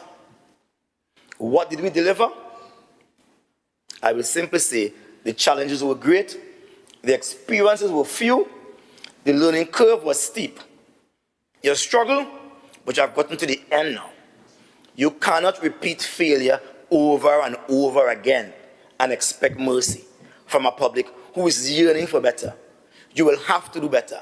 And I pray to God that should Tobago give you another chance, you all have to man up and woman up and do what needs to be done. Madam, Mr. Deputy Presiding Officer, I want to thank you. I want to thank my colleagues.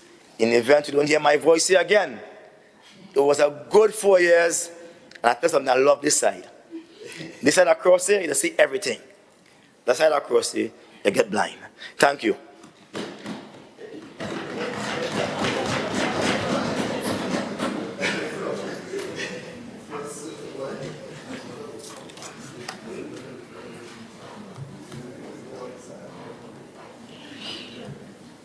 Councillor, you may now join the debate.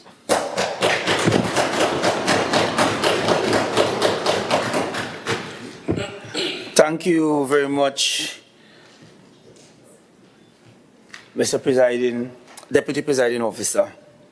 Let me say that it is always an honor to be a part of the debate in this August House.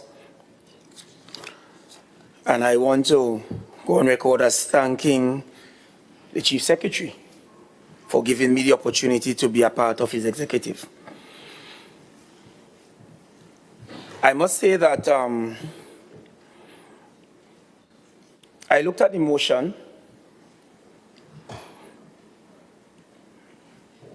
And I can't say that I'm disappointed, because I think the minority leader has been consistent. Over the last 4 years that we have been in this house, I think that all the contributions have basically been the same. You can literally be outside of the chamber and know how to respond to the minority because the contributions have been the same. And I want to crave your indulgence because I'm a teacher. I will always be a teacher. And when I looked at the resolutions, because this house is about bringing motions that will impact on the persons, on the people who live in Tobago. In some way, there should be some improvement to their lives. It should highlight some issue that Tobagonians are facing, and you should propose some kind of solution to improve on that issue.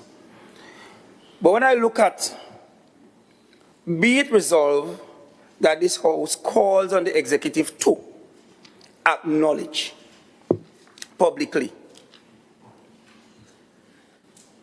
advocate for budgetary allocations for Tobago, and then it asks again about acknowledgement of the fact that this administration has mismanaged, because those are the words. I see this motion as empty, vacuous, because how do the people of Tobago benefit even from this motion when you are asking this administration to admit that they have more or less, I'm going to use my own words, failed the people?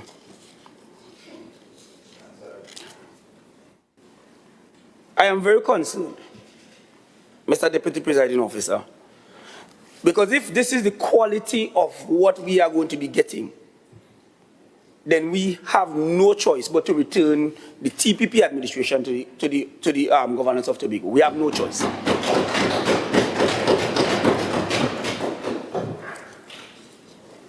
And as was said earlier, this, in my estimation, is the start of an election campaign.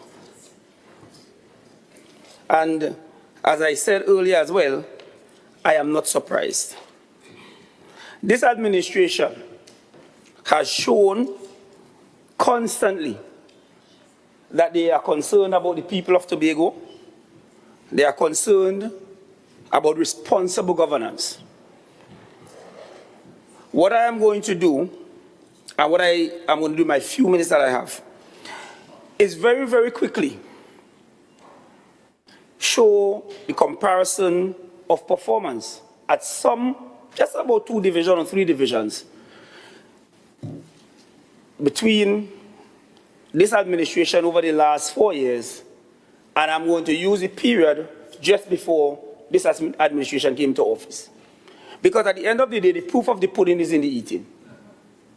And it is okay to stand here and make wild accusations about who don't care about Tobago and who has been mismanaging Tobago and all of that. But the figures don't lie. The figures don't lie.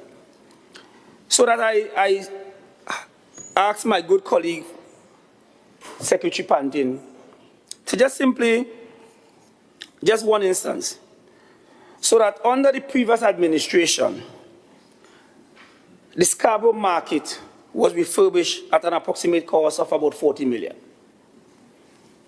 1 building, and it is not even complete. 1 building, 40 million. I have here, under our administration, the Shore Park Food Hub was refurbished at a cost of $1,439,714.38. Charlottesville Craft Market, $137,377.35. And why I'm making the point, because I'm showing Tobagonians that you get value for money under this administration. Right? The Barbados Fish Facility, $1,515,066.50. Palatubia Fish Facility, Phase 1, $820,350. Roxborough Fish Facility, $832,484.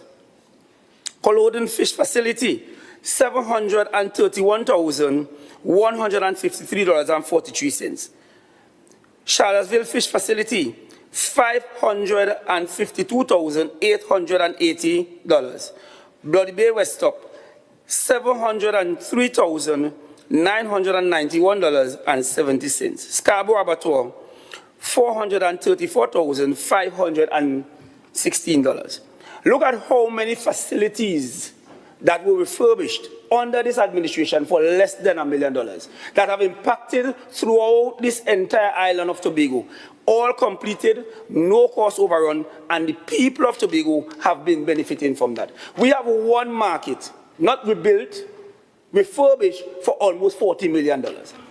And the minority has the gall to come into this August House and talk about mismanagement and the way we treat the people of Tobago and all of that. I want to mention one other thing because I don't want to, there are so many things that I want to talk about. And this is about management because the argument is that this administration has been mismanaging the affairs of Tobago. So I'm showing how we manage the affairs, right? The capital of paradise. I want to mention that because that is a prime example of what was happening before this administration came into office. The vessel was reportedly bought for approximately $6 million under the former administration. The vessel was not used, and the berthing fee for that was US $182,500, approximately $1.2 million of taxpayers' money. When this administration came into office and Secretary Pantin inherited that issue, the vessel was repaired and relaunched approximately for $1.8 million. But this is the good news for the Tobagonians. This is good news for Tobagonians that I want people to understand. The vessel has since generated $4.7 million.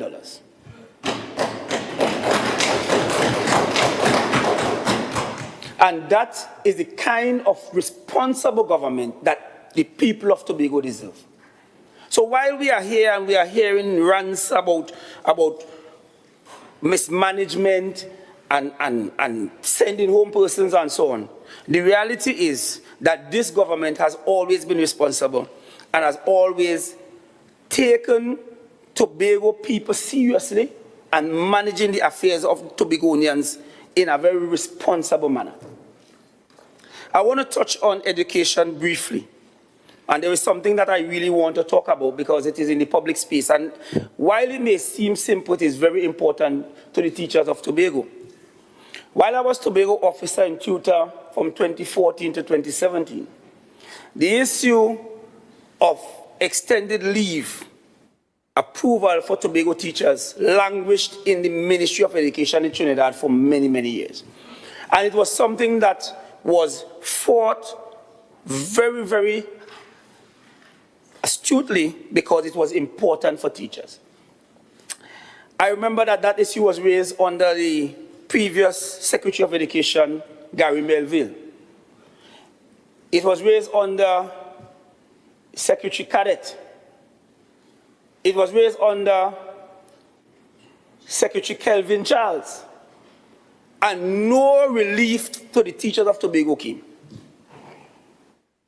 And in 4 years, actually less than 4 years, this administration has managed to get teachers in Tobago leave to be classified here in Tobago. And that shows the kind of commitment that we have to teachers and the population.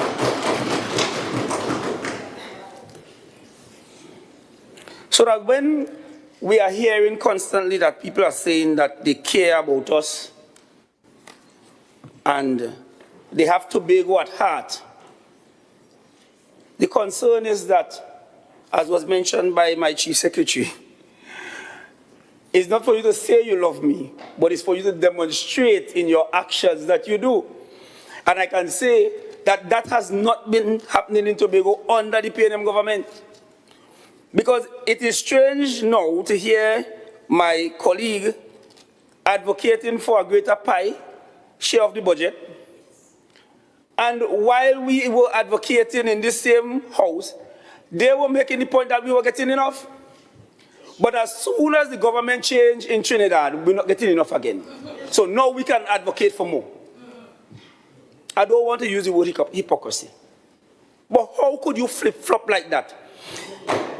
To me, it is easy.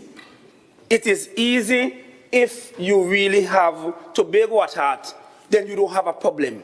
You will know exactly where you stand.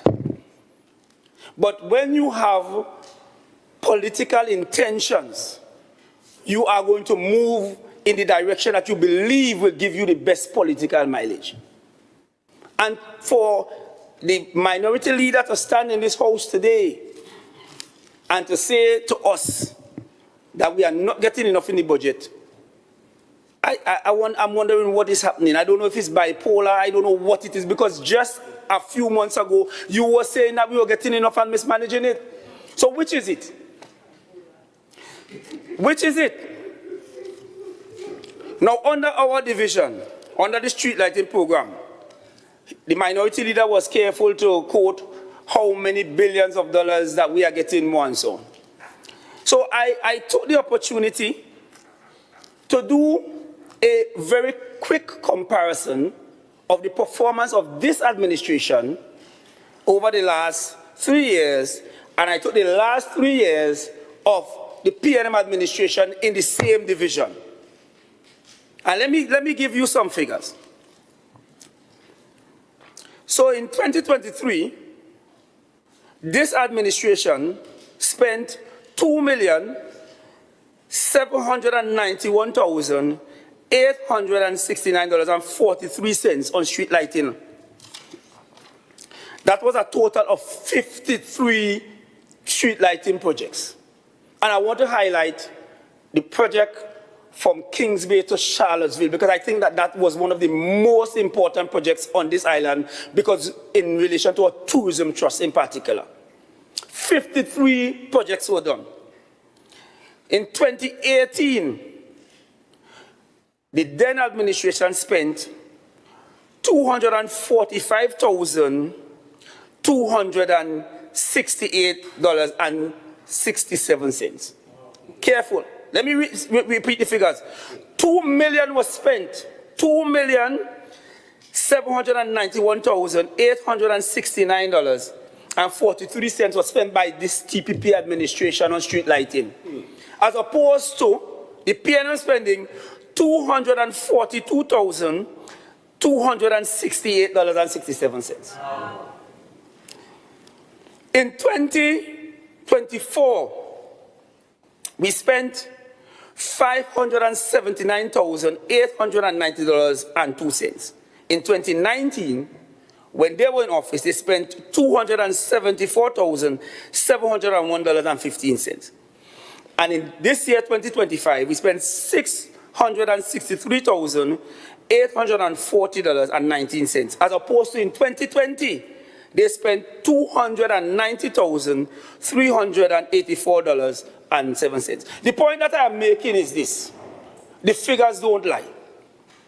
So for the minority to come and say that we have been getting more on the budget, but we have not been doing anything for the people of Tobago. This administration in 2023 did 53 street lighting projects across the length and breadth of Tobago. We had lighting projects in Canaan. We had lighting projects in Union, in Wim. Across the island, and thousands of Tobagonians benefited from this street lighting project. A similar trend is in the electrification as well. In 2023, this administration spent $1,020,749.09 on electrification for Tobagonians. In 2018, the PNM administration spent $254,253.13. Look at the comparison. Figures don't lie. In 2024, we spent $567,218.90. The PNM administration in 2019 spent $201,013.30. I don't need to even go to 2025 and 2020 because the comparison is clear. And if you follow this administration, in every single division, we have done more.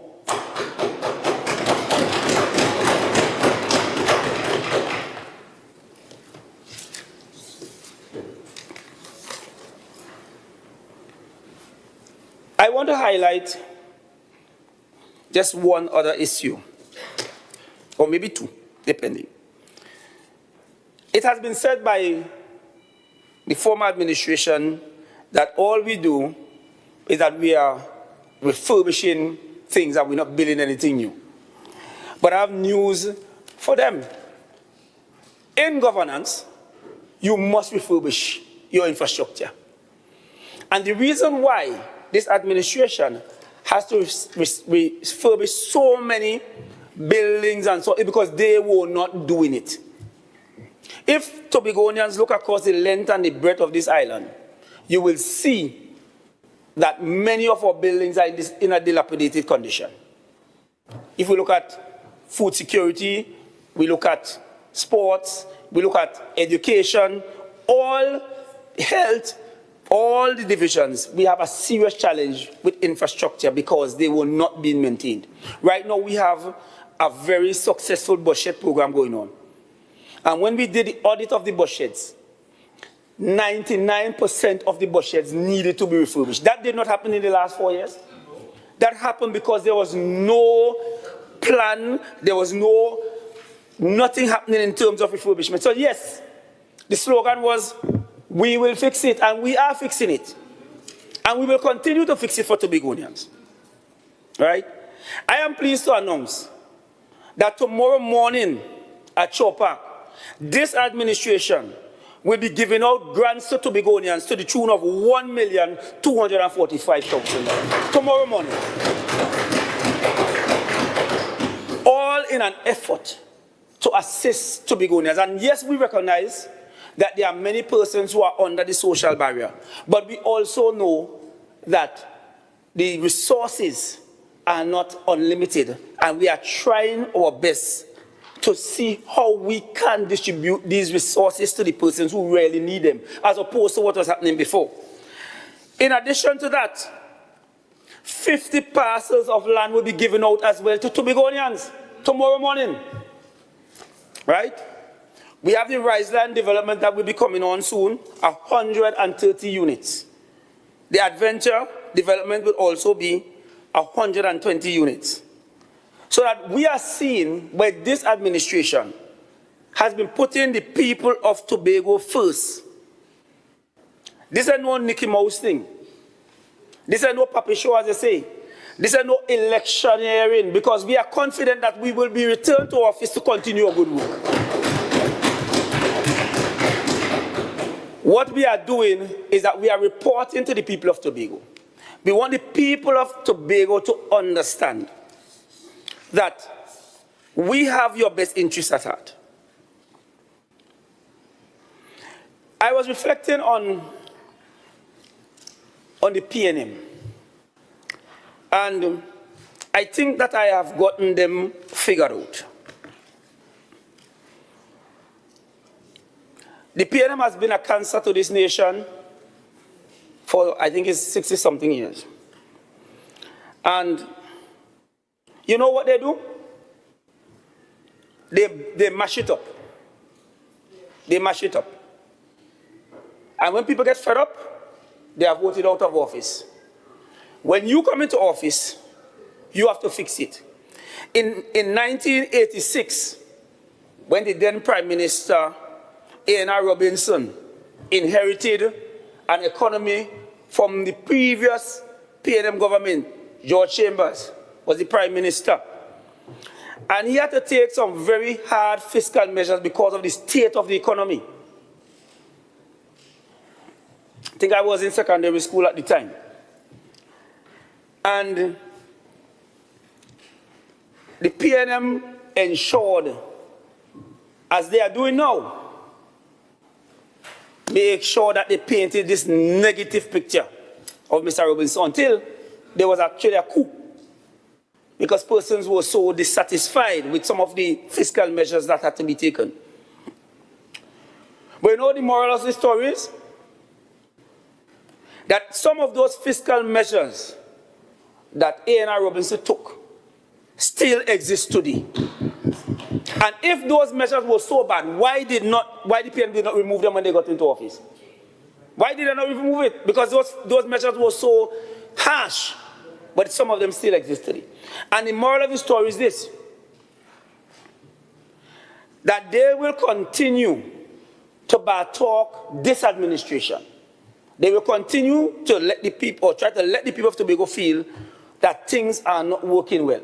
And I want to implore the people of Tobago, we are on an upward trajectory. Tobago is moving up, and we need to continue that momentum. So do not be distracted by those who are trying to feed you with untruths and misinformation. If you look at what is happening in Tobago right now, you will know that we are on the right path. So this motion really, in my view, should not even have come to this August House, because this does not benefit the people of Tobago. This only benefits the PNM. And that is what this is about. So, Mr. Deputy Presiding Officer, I urge the people of Tobago to reject this, as we will do when the vote is taken. Thank you.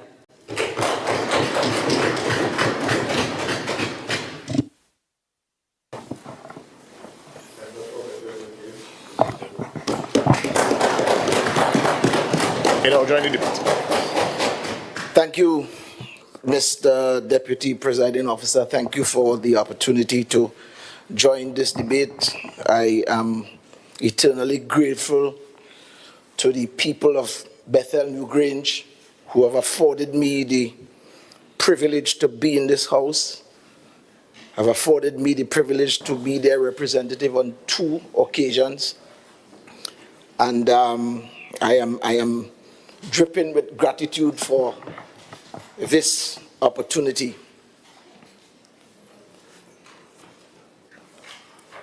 I have contemplated the amount of private motions that the minority have brought to this house. I too am in agreement with the statements made by the Chief Secretary and also by the member for Roxborough Argyle as it relates to the house and the intent of this place, what we're supposed to be doing, debates, the value of those debates, even the design, that we should be having some meaningful conversations and collaborations, and at the end, these engagements should redound to the benefit of the people that we serve. But what I have noticed is from all the motions, and I agree with Assistant Secretary Kerr as well, that they are pretty much the same. And sometimes you can get very, very disturbed and distracted by the content of the thing. But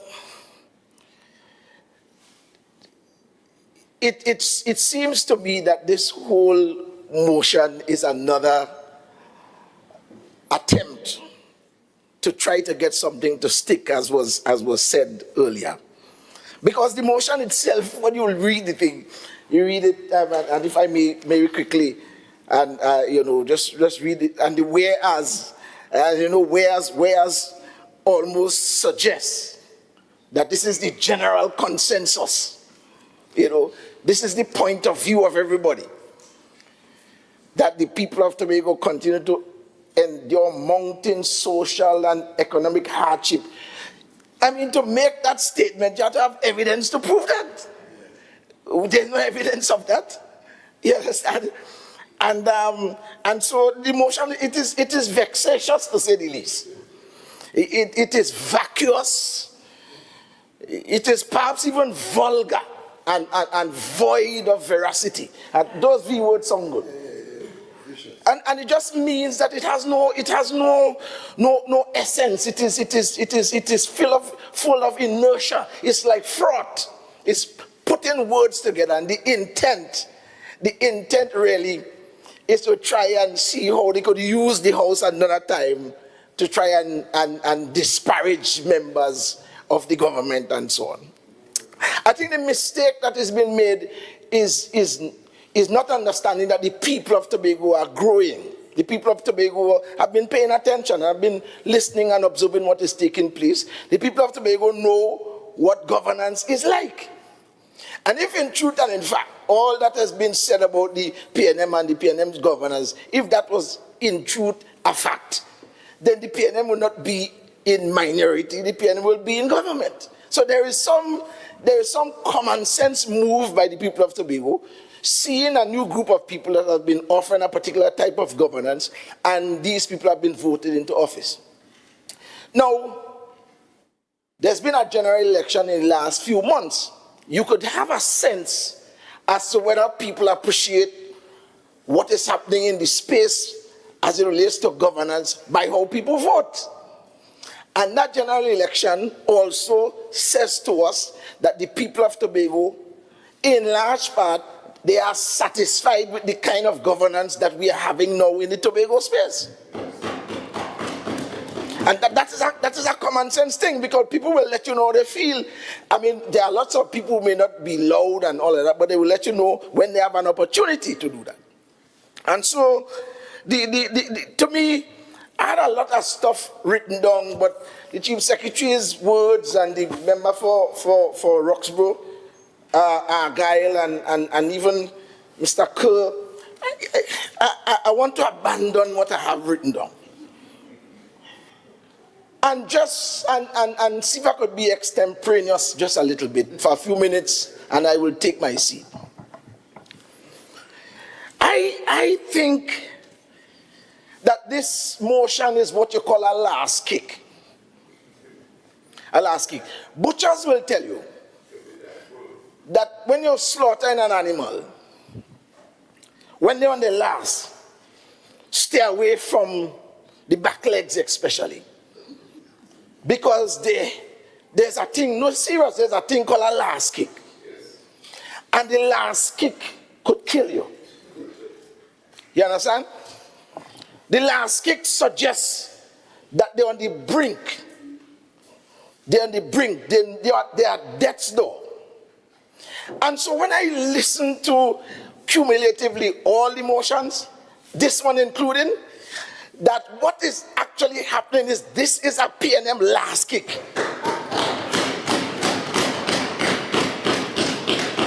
All these attacks, all this vitriol, and these fake profiles and personal attacks, attempting to try and bring down people, is a last kick. Is a last kick. Is a last kick. Members, it is a last kick. I kid you not. And I think that we should oblige them. The PNM is at death's door. And as soon as the next election is called, we must read them the last rites. Read them the last rites. Sing near, oh my God, to thee. You understand? And dust to dust, ashes to ashes, and every single baliza you could find, throw it in the hole one time.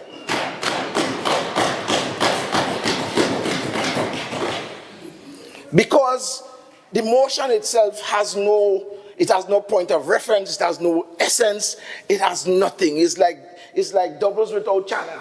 It's like tea without milk. You understand? The motion just doesn't make, it is consistent, as Assistant Secretary Kerr said, with all that we have heard of. And you have heard my responses, Mr. Deputy Presiding Officer, about, you know, when the motions come. Because there are times I am a perennial optimist, you know. You know, my wife keeps sending me texts and say, don't let the man get you upset and all kind of thing. But I am an optimist. I really come with an expectation that we will hear something sensible. Because the man boasts that he went to bishops and and all that, and some suggest that if you go to bishops, there's a level of intelligence that we expect from you. He did say, to whom much is given, much is required. And so, I would want to say in conclusion, and I would dispense with all the things that I wrote down here, because I don't think it is necessary anymore. Because I think the Honorable Chief Secretary did a fantastic job in responding to the things, because the motion really in large part is addressed to him, you understand? So we know it's a political thing, we know it. I would want to say, finally, that listening to all the motions that the minority has brought, that I commissioned a DNA test. I commissioned a DNA test and the results are in. And I would want to put those results on the public record. As it relates to inaccuracy, as it relates to innuendos, as it relates to misdirection, as it relates to hypocrisy, as it relates to a cesspool of political rhetoric, I would want to say the DNA test suggests that the minority is the father. I thank you. I thank you.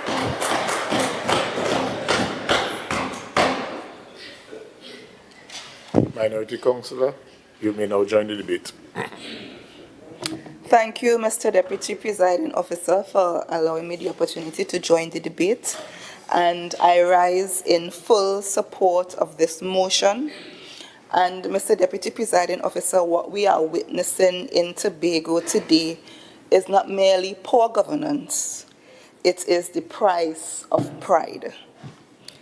A price not being paid by the politicians responsible, but by the people of Tobago, by our farmers, by our contractors, by our daily rated workers, by our contract workers, by our service providers, by our fisher folk, and by the children whose futures are being mortgaged by this reckless administration. And Mr. Deputy Presiding Officer, before I continue with my presentation, I want to clear up some misconception and misinformation that was placed on the public record. Mr. Deputy Presiding Officer, the Chief Secretary in his presentation indicated that the bills that were proposed in the Parliament, those bills were taken away from what currently exists.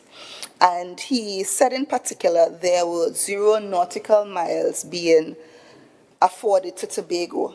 But Mr. Deputy Presiding Officer, I took the opportunity while in the session to go to the library, and I got my hands on the report of the Joint Select Committee appointed to consider the Constitution Amendment Bill and the Tobago Self-Government Bill 2020.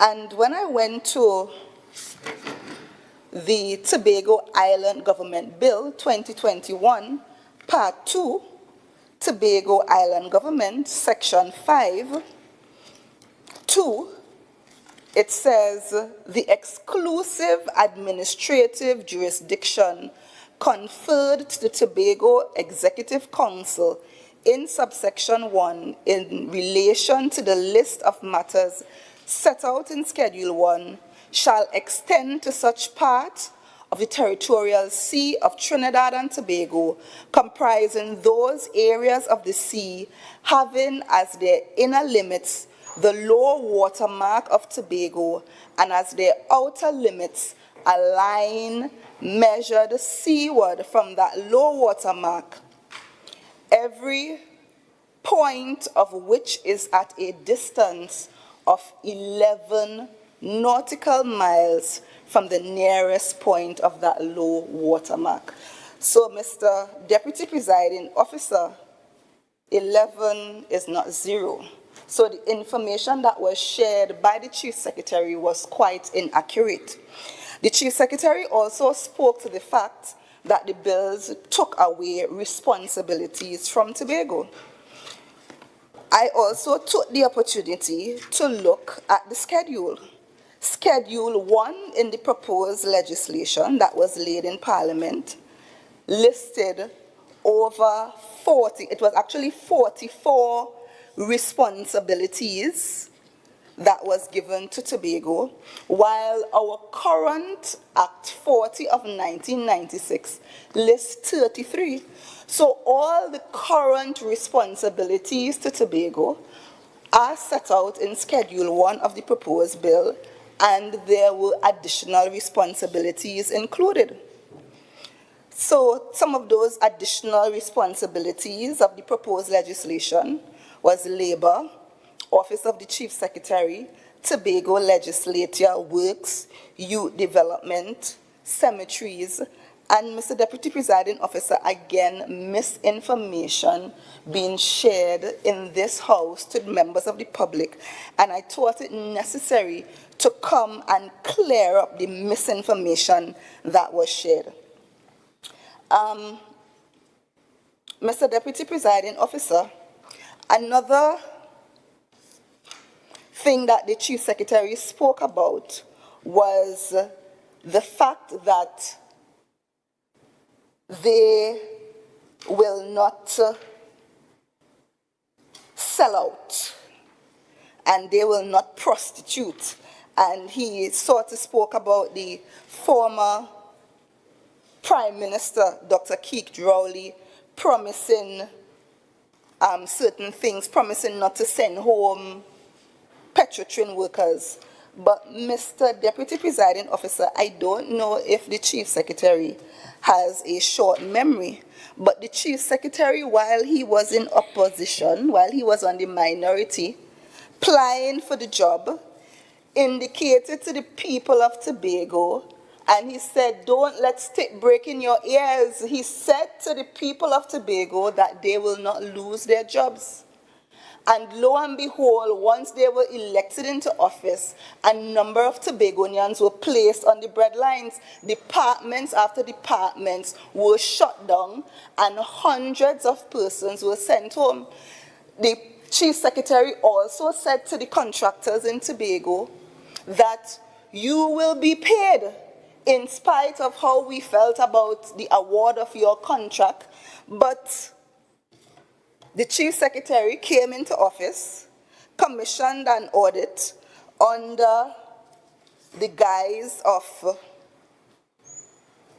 corruption, and the Chief Secretary went on to blacklist Tobago contractors and not pay Tobago contractors. And Mr. Deputy Presiding Officer, I have information here about a judgment that was brought by one of the contractors, and the Chief Secretary indicated that they paid, but this particular contractor, he brought a matter to the court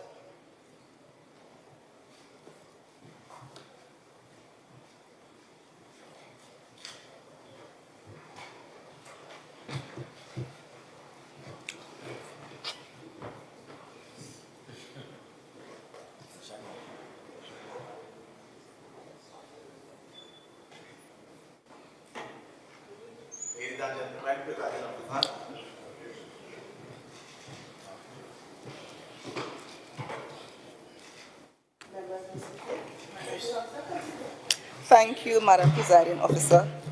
Madam Presiding Officer, I was indicating there was a matter brought by one of the contractors who was not paid. And the news article says the High Court has ruled against the Tobago House of Assembly, rejecting its bid to overturn a default judgment. The THA must now pay $18.3 million to Nasvik Contractors Limited for breach of contract. Justice Ricky Rahim found that the THA had no valid defense and acted carelessly and recklessly after learning about the judgment. This is a High Court judge ruling that this administration acted carelessly and recklessly, and that they had no valid defense. Nasvik sued the THA in December 2023 for non-payment of completed construction works, and despite receiving certificates, no payments were made. So, the Chief Secretary's utterances that they were paying contractors, this judgment, Madam Presiding Officer, state otherwise. So, Madam Presiding Officer, I want to continue on with the presentation. And the substantive motion speaks to the rejection of 6.8%. And Madam Presiding Officer, the proposed legislation did not take away from what we currently have.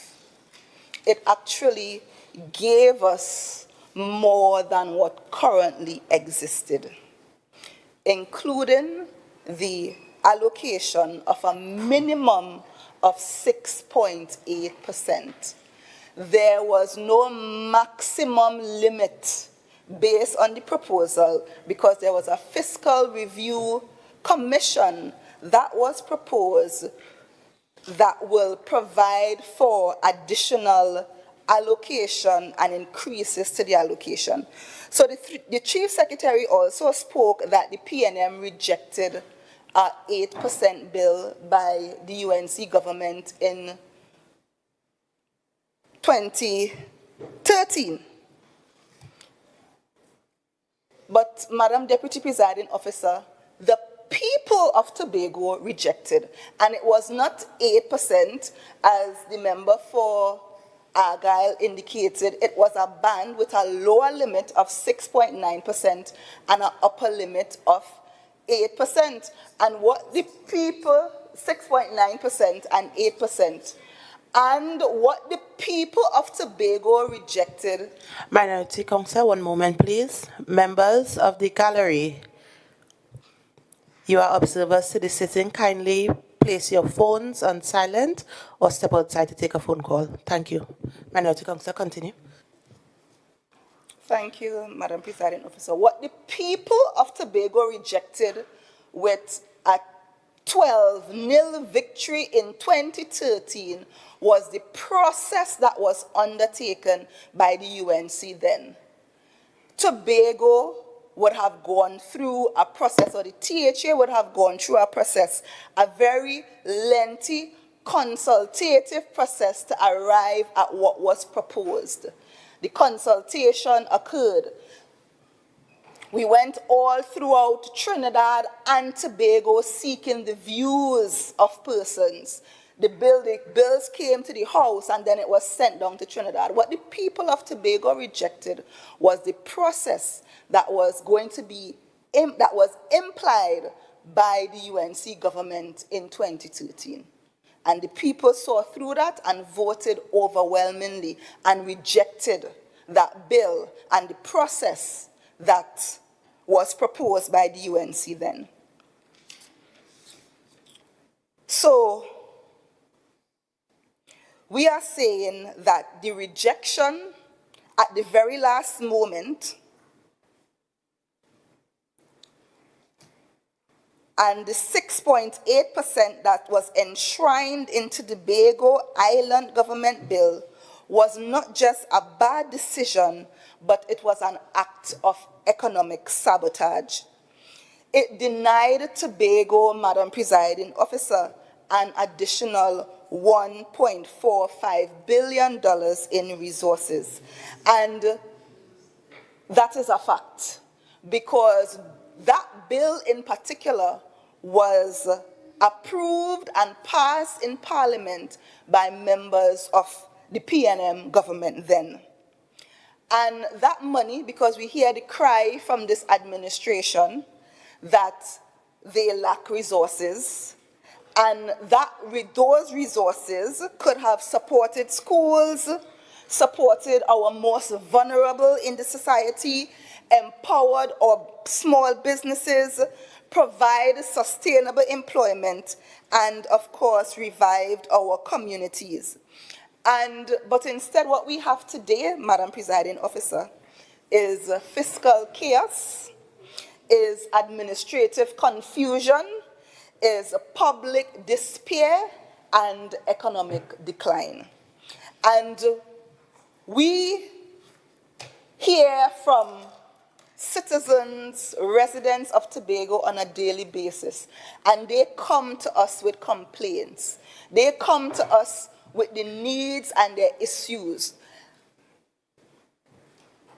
The reopening of the school term, a number of parents were not able to adequately send their children back to school. We had a number of requests for school supplies, school books, school bags. Last Christmas, the number of persons that were coming because they were unable to feed their families on a daily basis, people coming to the office of the minority, reaching you on the street because they are not able to satisfy basic needs. And Madam Presiding Officer, this is as a result of how this administration has managed the resources. And while the PDP independent TPP administration came into office, the minority leader pointed it out, they have consistently received increases in allocation from 2022 to present. But what do we have to show for it? Very little, Madam Presiding Officer. And I want to deal with the stanza that speaks with repeated, reckless policy and the fiscal decision that undermines Tobago economic growth, institutional integrity, and public trust. Madam Presiding Officer, just imagine that under this administration, checks from the THA bounced. This was something that we have not experienced in decades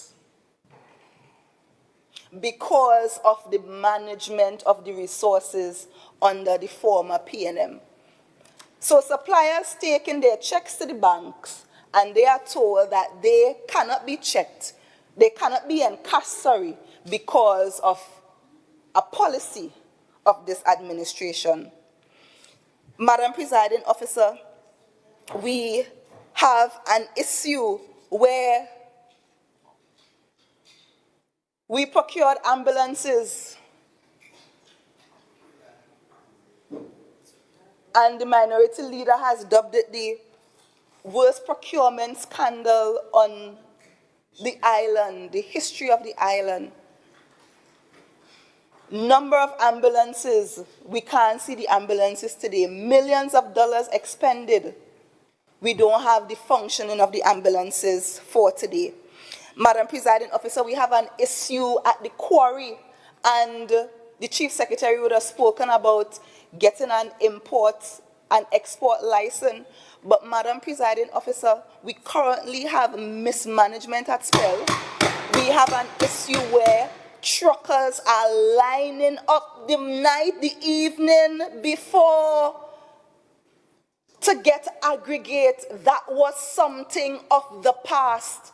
So, Madam Presiding Officer, if we don't have the supply to fulfill the local demand, where are we finding the supply to fulfill an export demand?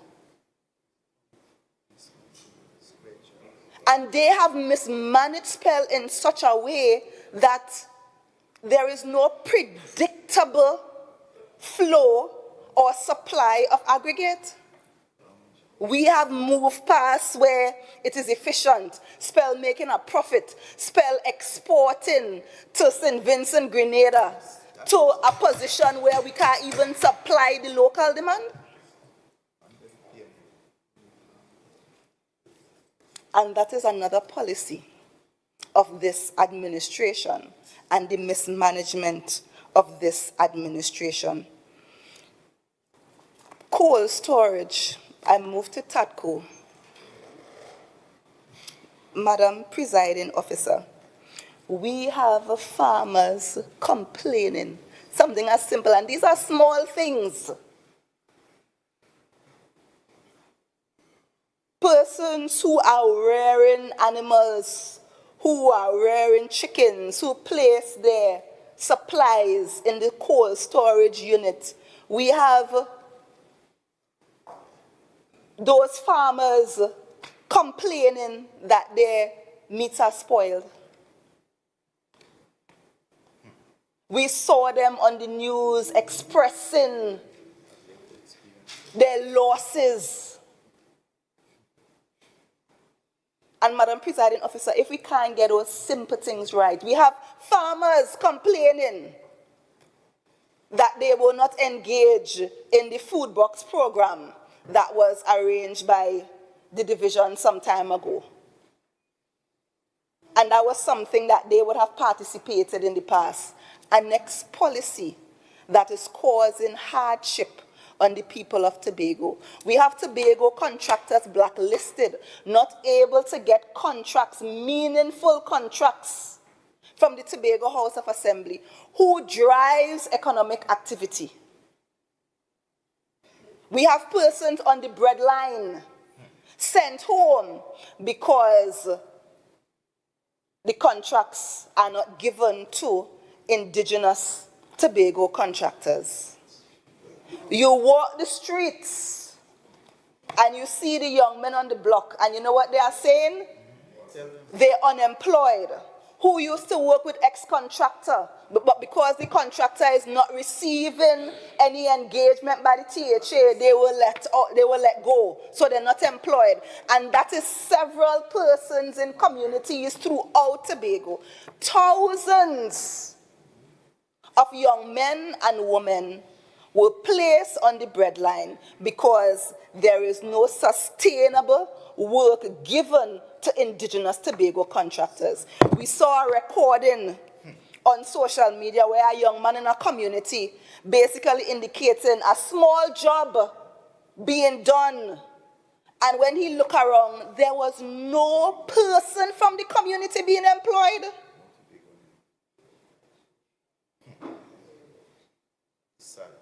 And that is the hardship that Tobagonians are facing almost on a daily basis. Somebody's messaging, asking about employment.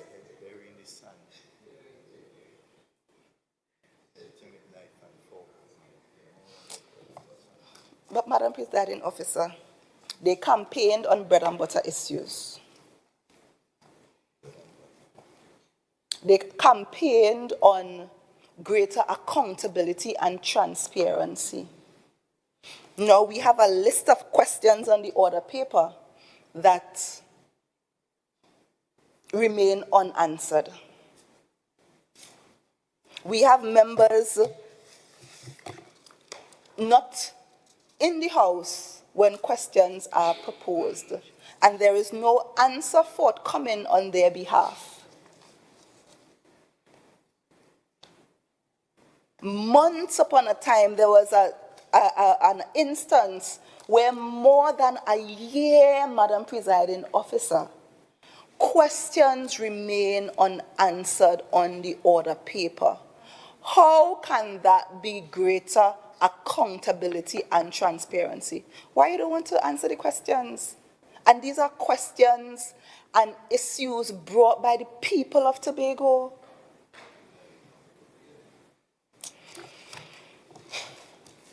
So, Madam Presiding Officer,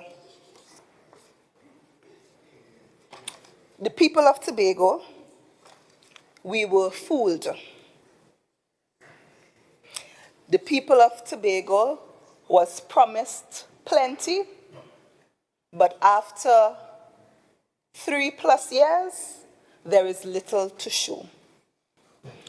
And therefore, Madam Presiding Officer, we are asking for this administration to do better. And yes, we want and we are placing at the feet of the Chief Secretary. Member, you have 5 minutes. Thank you, Madam Presiding Officer.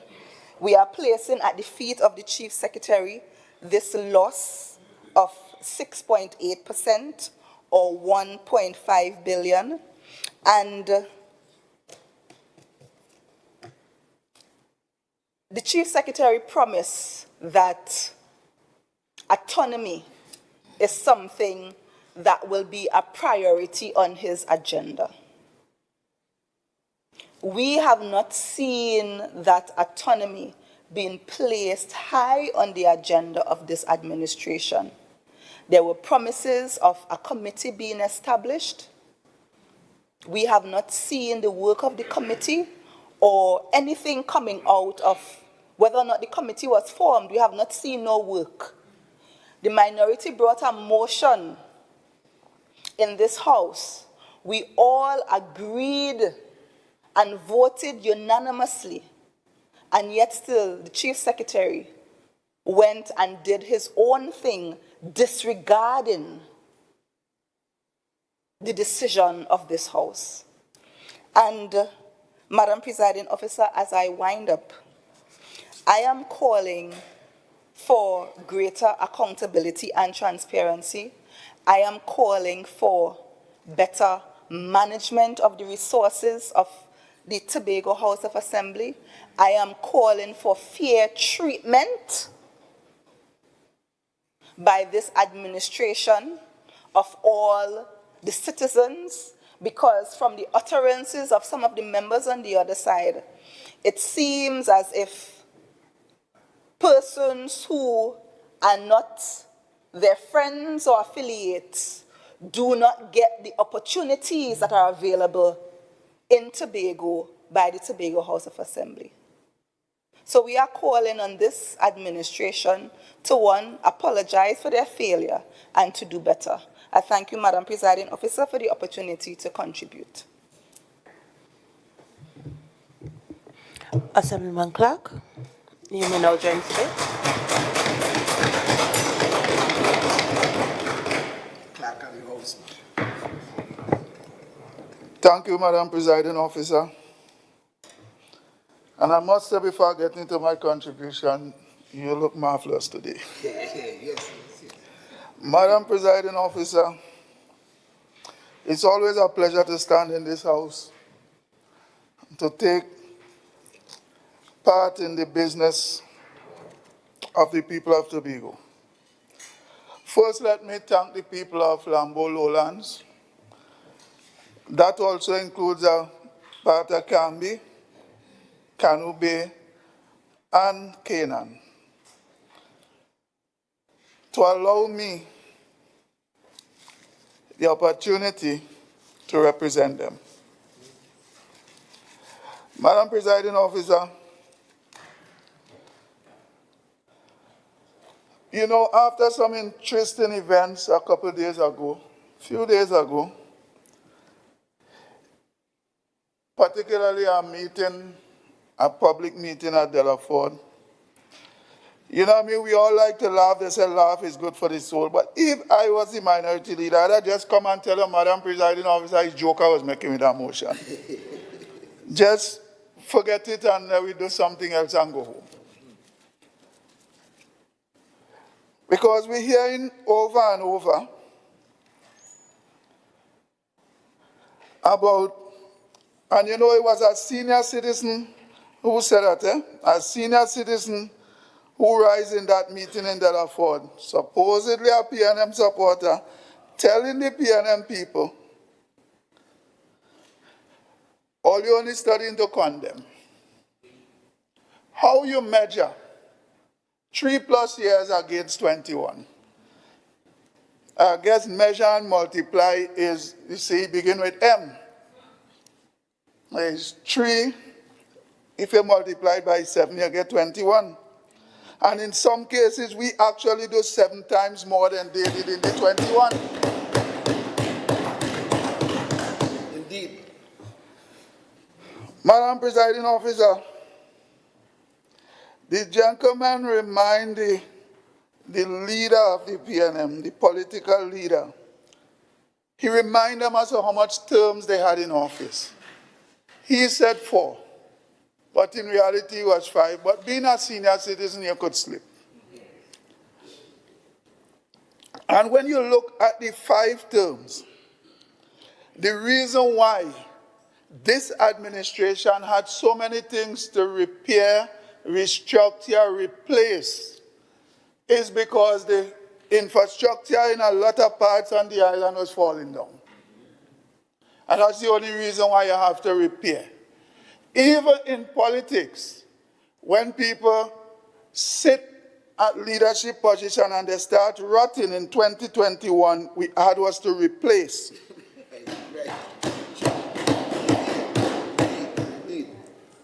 In 2025,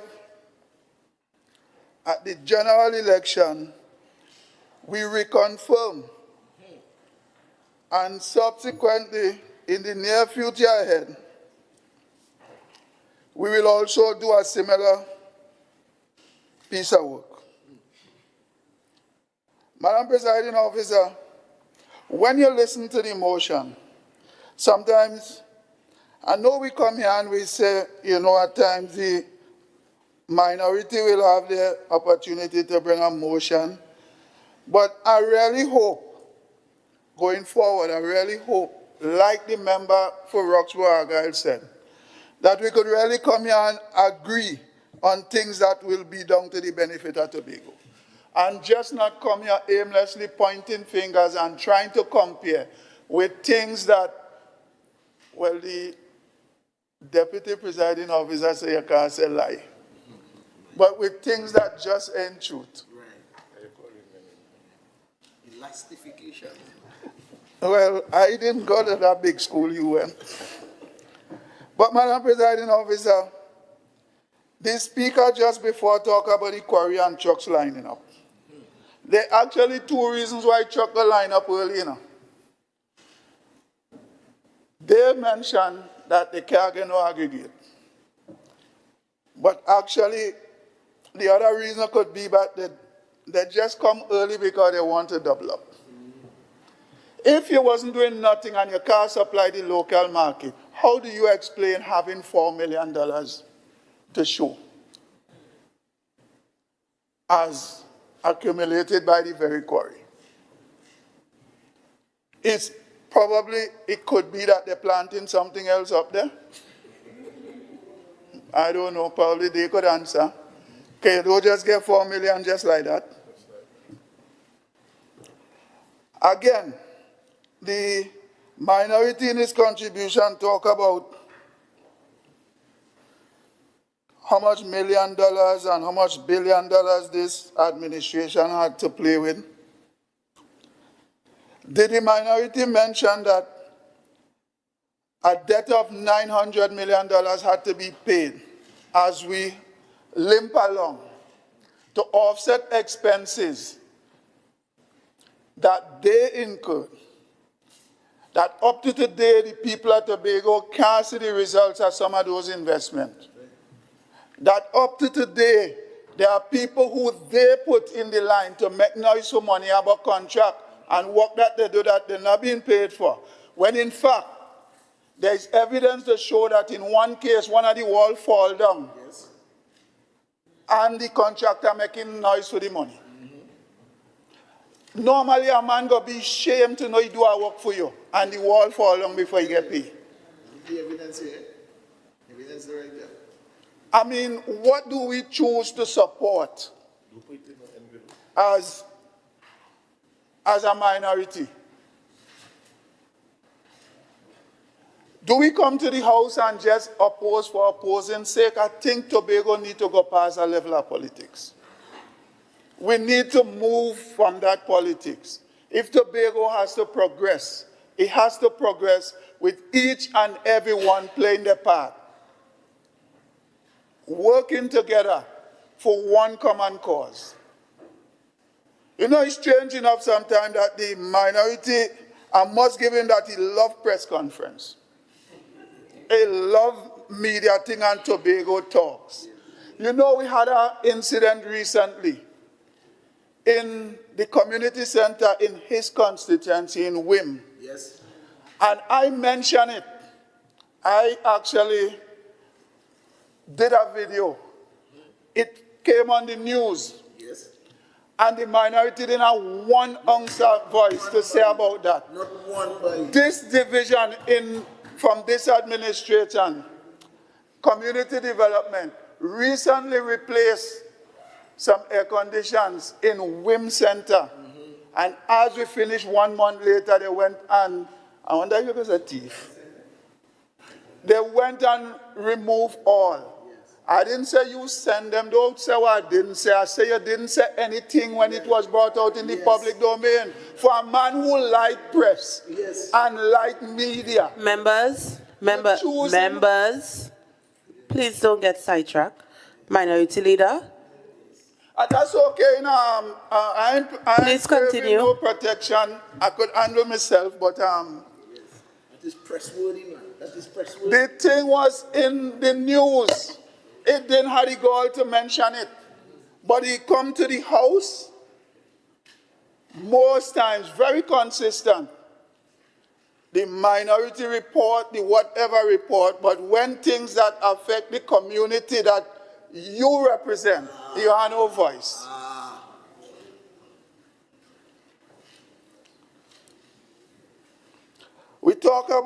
They love to talk about procurement. Leading up to the last THA election, not my chief secretary, somebody else's chief secretary would have been so busy to get work done in Tobago. Over $300 million, no procurement, no process, no nothing. And that was okay. That was okay. We, Madam Presiding Officer, at times we just need to, sometimes if you ain't have nothing to say that actually is truth, just stay silent. Silence is golden sometimes. The minority love to hold people to account or love to criticize the same things that they perfect the art of doing over the years. As a matter of fact, the things that they come and tell you about is the things that they've been doing consistently. And sometimes it just gets really sickening.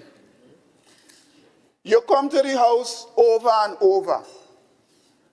You raise one thing, you raise two things, you raise three things, but all the things you raise, it seems like sometimes you forget you have been doing it consistently for 21 years. You get so accustomed to seeing it, you can't even see an administration that progressing and doing something different. I tend to agree with the member for Roxborough Argyle. Yes, I do, because let's call a spade a spade. This motion, well, if the officer, they must check in people when they're coming in, I doubt they would let come in with this motion. And even as we we complete one term in this House, Madam Presiding Officer. The way this administration has handled the business of the House, the business of Tobago, I must say that for all, as the member for Roxborough Argyle called us newbies, we are newbies, but we are newbies heading in a positive direction. We are people who actually going to grow old on the job, doing the best for the people at Tobago. It's okay to be a newbie. It's really okay, and it's okay to try to do what is right and to learn and to improve as you go along. We all here, and we should be seeking to grow and to try to be better so that Tobago could benefit. Yes, sir. Yes, sir. I think that's our purpose. And even as the member for Roxborough Argyle again, I calling your name plenty today. But yeah, that is okay. You know, I must commend him that even that we are sitting on different sides of the House, he could call a spade a spade. And that is not regular in minorities. He really shouldn't be over there. But that is not regular in minorities. People, yeah, just move your chair a little to your left. Yes, yeah. I mean, we come in the House day in and day out. And sometimes when we leave the House, you ask yourself, did Tobago benefit? Right. Or were we just here bantering and trying to score points? The reality is that you were sitting in a place for 21 years. 21. And if after 21 years, nothing you did could materialize to the place where people could say, let's continue with them, which is the easiest thing to do. True. True. You were removed. And you come now and everything you do, sort of you try to align yourself in a place that it seems that everything we do is wrong. If what we're doing is wrong, the public will have their say when the time comes. What we're sure about is what you did was wrong and they had their say. It's okay, I want me half an hour. I could say what I want to say. Just don't use unparliamentary language. And Madam Presiding Officer could guide me if I step out. So, Madam Presiding Officer, the motion is actually like my colleague from Bethel New Grange was saying. Probably one of the last sitting for close to the last sitting for the term. So probably they must see it as an opportunity to give their last kick. I don't know if it's that. But when you watch at this motion, commissioner never make his way in this House. We need to stop as we go along in the Tobago House of Assembly, in this Tobago space where we have people depending on us to do sensible things, do the right thing. We need to stop jumping to our pose just because you and I don't wear the same color. Sometimes we need to pat somebody on the back and say, go ahead, that's the right thing you're doing. Straighten up a little and let we go. As bad as things look at times, if the member for Roxborough Argyle could stand up today and call a spade, then I say that the people in the minority should take a page out of his book. They need to understand that we are here not for ourselves, but for the people at Tobago. And we need to make contributions, do things that could end to the benefit of the people at Tobago. Because it's the only reason why we are here. It seems that it's a history, is a trend to just come in the House when the day comes and oppose everything because you think you are the minority. It doesn't make sense to me. It doesn't make sense to the people at Tobago. It doesn't make sense to the people I represent. I would like to see the day when we could come in this house and once something benefits Tobago at large, that each and every one could raise up and say, yes, we support this because the people at Tobago will win.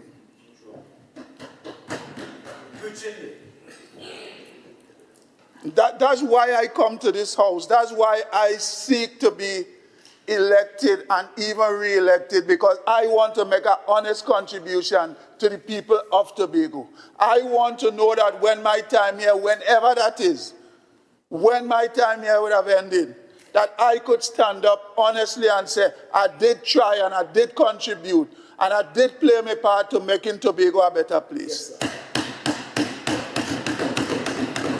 I don't want to say that I stand up here and oppose because what somebody else on the other side said. The motion we had about was the last sitting. The motion that came about the former assemblymen and all that. The minority actually saying that we agree in principle, but you know we still ain't going to vote for it. Right? When we going to get past it? When we going to grow up?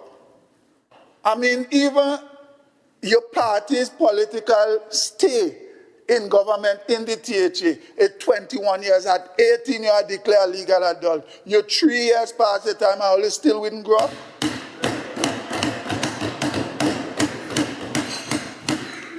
Madam Presiding Officer, I wouldn't be long as I close.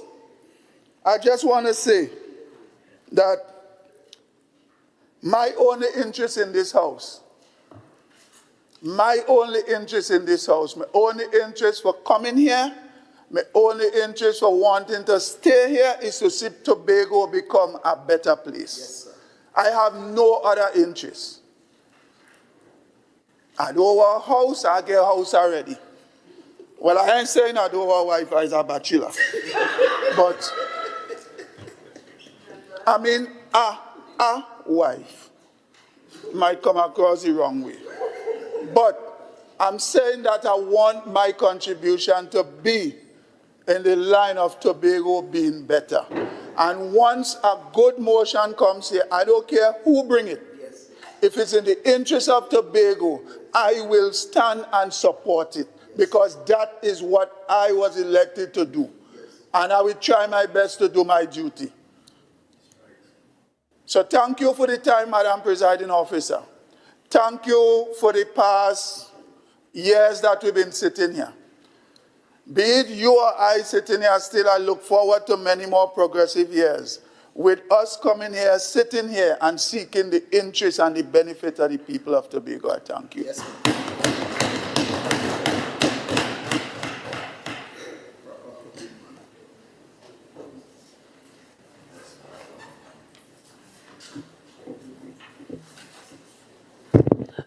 Minority Leader, you may now wrap up this debate. Madam Presiding Officer, so it's clear that my good friend from Roxborough, Argyle, has received the letter of application that he sent to the Honorable Prime Minister has found favor, and the proof is in the pudding today. Congratulations, brother.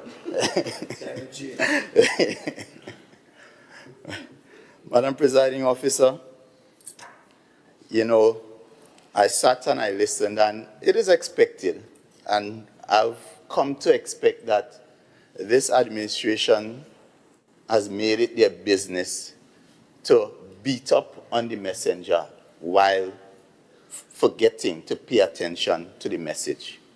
Because, Madam Presiding Officer, when I come here to speak, unlike the others, because I recognize the member for Roxborough, who used to be talking about all the challenges his residents are facing, young men on the block unemployed, and today he had little to no care about that.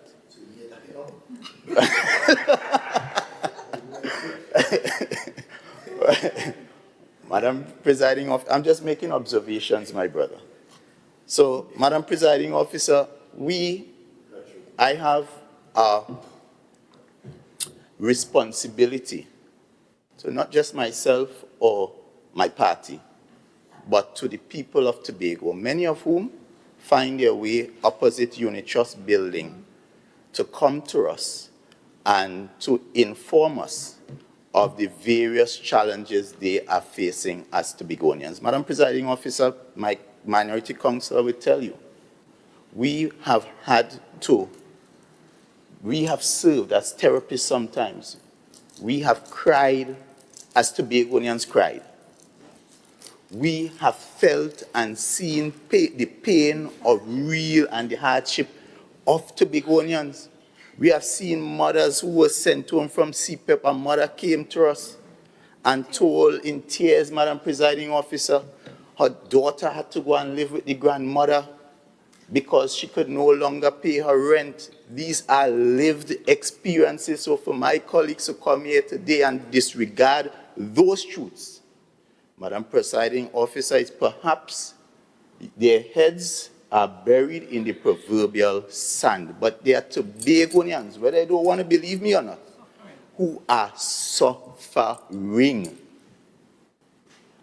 And while all the actions may not be deliberate, you must admit that you as an administration has taken decisions that have adversely impacted the lives of Tobagonians. That is a fact. You decided, Chief Secretary, coined the word political hires. And I don't know if because your employment or you were engaged in a period where there was one political party, that should now disqualify you from being engaged with another. And if that is how we want to live as Tobagonians, then may God help us. Because you're hearing them talking about working together. We have always taken everything that comes to us on face value. We have supported, and I spoke glowingly when my colleague, member for Mount St. George, brought here the standing orders report, and we worked together. We ensured that we were able to advance the democratization of the procedures of this House, and we all resoundingly supported it. But I remember as a minority, we brought something here just after COVID called the remote workforce policy. I'm sure you all would remember that. And this administration told us, you're too late, we have that under control. And I am 4 years later, I'm asking this administration, what has become of the remote workforce policy that you told us you already had in control? So to come here and pretend the carnival, Tobago Carnival, was something I, as a private citizen, Tobagonian-loving citizen, even before I got close to politics, was saying to my own party that we should consider having an alternative carnival from Trinidad because it allows us to benefit of having Trinidadians now available to participate in a Tobago standalone carnival. And that process started under the PNM. As a matter of fact, it was only for COVID, and the facts will bear it out. We hired Mr. Kevon McKenna, and we paid him handsomely. And the question we all must ask is, where is that report that we paid Mr. McKenna for? Because my information is, while he was well paid, there is no report to be found. You all came in after. And I want to treat with this thing about, because I saw they sent one of their propagandists to an exercise that the People's National Movement is currently embarked on, where we are going from constituency to constituency, engaging Tobagonians in real conversations and listening, because we understand that we as the PNM, we are a party constituted of imperfect people, and nothing in this life is perfect. And therefore, if you have governed for over 21 years, it must mean that at times you may have had people who perhaps did not follow the philosophy, and you yourself as an administration may have taken decisions that you may have thought at the time was best, but turned out not to be the best. And therefore, Tobagonians, Tobago, we have always accepted that we weren't perfect, and we have also apologized to Tobagonians for the errors that we would have made along the way. And therefore, we accept that when the final 4-year period of the PNM came to review, Tobagonians found us wanting and made a decision. But when Tobagonians made that decision, Madam Presiding Officer, it was on the premise that they were voting for a party who would make their lives better. And the question Tobagonians will be asking themselves in a couple months, as I have perfectly laid out, is after $13 billion have been spent in this space called Tobago, are their lives better? Are they driving on better roads? Do they have bridges and retaining walls that can withstand the adverse weather conditions? Have you treated with the issues that you said you would fix? Madam Presiding Officer, I'm reading a headline just today because we have in this house a former tutor rep, and we heard him boasting in glowing terms of the work that was done with teachers. But his successor, Mr. Braden, is on record today, big news headlines. Big news headlines, Madam Presiding Officer. Tutor rep calls out Secretary of Education, accusing the Education Secretary, Mrs. Zorisha Hackett, of speaking untruths. Not my word, Madam Presiding Officer. Not my words. That is the word of the current tutor rep. Madam Presiding Officer, he further went on to say, Mr. Roberts is calling on the Secretary Hackett to stop the photo ops and get down to the business of Tobago's teachers. Not my words, Madam Presiding Officer. Those are the words of the current tutor representative in Tobago. Madam Presiding Officer, it gets even worse. Same CNC3, I'm seeing a headline where the business sector is saying business in Tobago is sluggish, and notwithstanding the little buoyancy we got for the carnival, they say because things have been so bad, it has not made any significant dent. My fellow colleagues, you may see me as somebody criticizing, but I am just a representative of the information, because the information is available to each of you. And if you are honest, you will know there are things you have not done right. Yes, you may have done some things well, but the question Tobagonians will have to weigh up and do the balancing is whether you have done more things well than you have done more things wrong. That is it. While the Chief Secretary was clear to tell everybody that I will not return, and I have given of my best to Tobago. And if for some reason the people of Darrell Spring Whim finds me wanting as a representative, like I did on my couch at midnight on the 6th going into the 7th of December, I will say, well done, you good and faithful servant, and I will make my way and make my day in however else I can contribute, because I love Tobago. When I left the University of North Georgia and decided to come back to Tobago after I got a very kind donation to pay off my tuition, I was given one encouragement by a Panamanian international student rep to go back and make your island better. And that is all I am concerned here to do. So when I talk about the ambulance, and when I talk about seeing Tobagonians, our people, losing businesses, having to close down, and you are seeing, imagine an early childhood center where almost every average Tobago construction person could build. You telling me we can't localize that procurement process to ensure Tobagonians get that? And what is even worse with that arrangement, Madam Presiding Officer, when I did the research, we all know of Charles Seacharam, who is a favored, very lucky contractor from Trinidad, who has been able to land a road in Dutch Fort in record-breaking time for $19 million, road evaluated only $7 million in real work. and then was able to get the contract to ram down People Place down in Chauvin and run a road that is the most swerving, undulating road you could ever pass through. Yes, the road was necessary, but if we have to admit the quality of works on that road is shoddy, yet we have paid over $100 million to that gentleman. And when I check the records of the registry to see who is this One Source Construction Maintenance Company Limited, or whatever the name is, you know who shows up as a director? As Cindy Seacharan. And I'm asking myself, in this place called Tobago, where we get a little scrawny $2 billion or so to see about our affairs, how could a Charles Seacharan and a Cindy Seacharan get through in Tobago?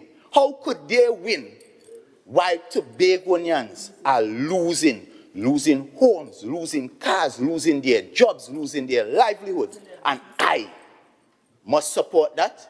Even if it costs me my seat, I will stand up for Tobagonians, and I will stand up against the betrayal of Tobagonians, because the Chief Secretary, and I want to deal with a couple misinformation the Chief Secretary led here, because he came in here, Madam Presiding Officer, in your absence, as a real cussbud, as a jamet. That was the behavior of the Chief Secretary. Okay, I would caution you to use parliamentary language. I'm happy you're here to guide me, because I don't want to use parliamentary language with your fellow colleagues, please. Yes. And I appreciate the guidance, because I don't want to go down that road like my colleague from Palo TV. Only to say, you can't take the pig out of the mud. You can't take the mud out of the pig. Right?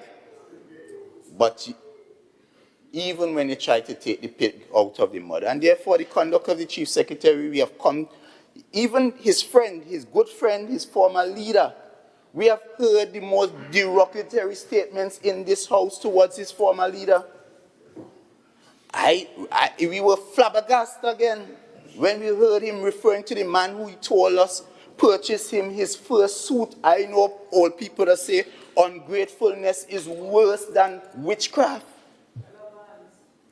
Madam Presiding Officer, I'm simply saying the relevance of this is that the Chief Secretary came here hot and sweaty. He was literally sweating to mislead this honorable House. And I'll show you how the Chief Secretary misled this House.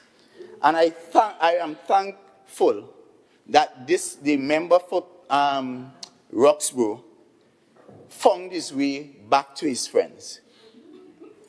Because in him finding his way, he was able to reveal something that missed me, which was the fact when the Chief Secretary went on his false logic that somehow the 2013 proposal by the then UNC offered Tobagonians this 8%, and I was accepting this as the final figure, only to be reminded by the truthful and good gentleman from Roxborough that it was really no different from what we were trying to move away from, which is the DRC, that confined us to a very small band.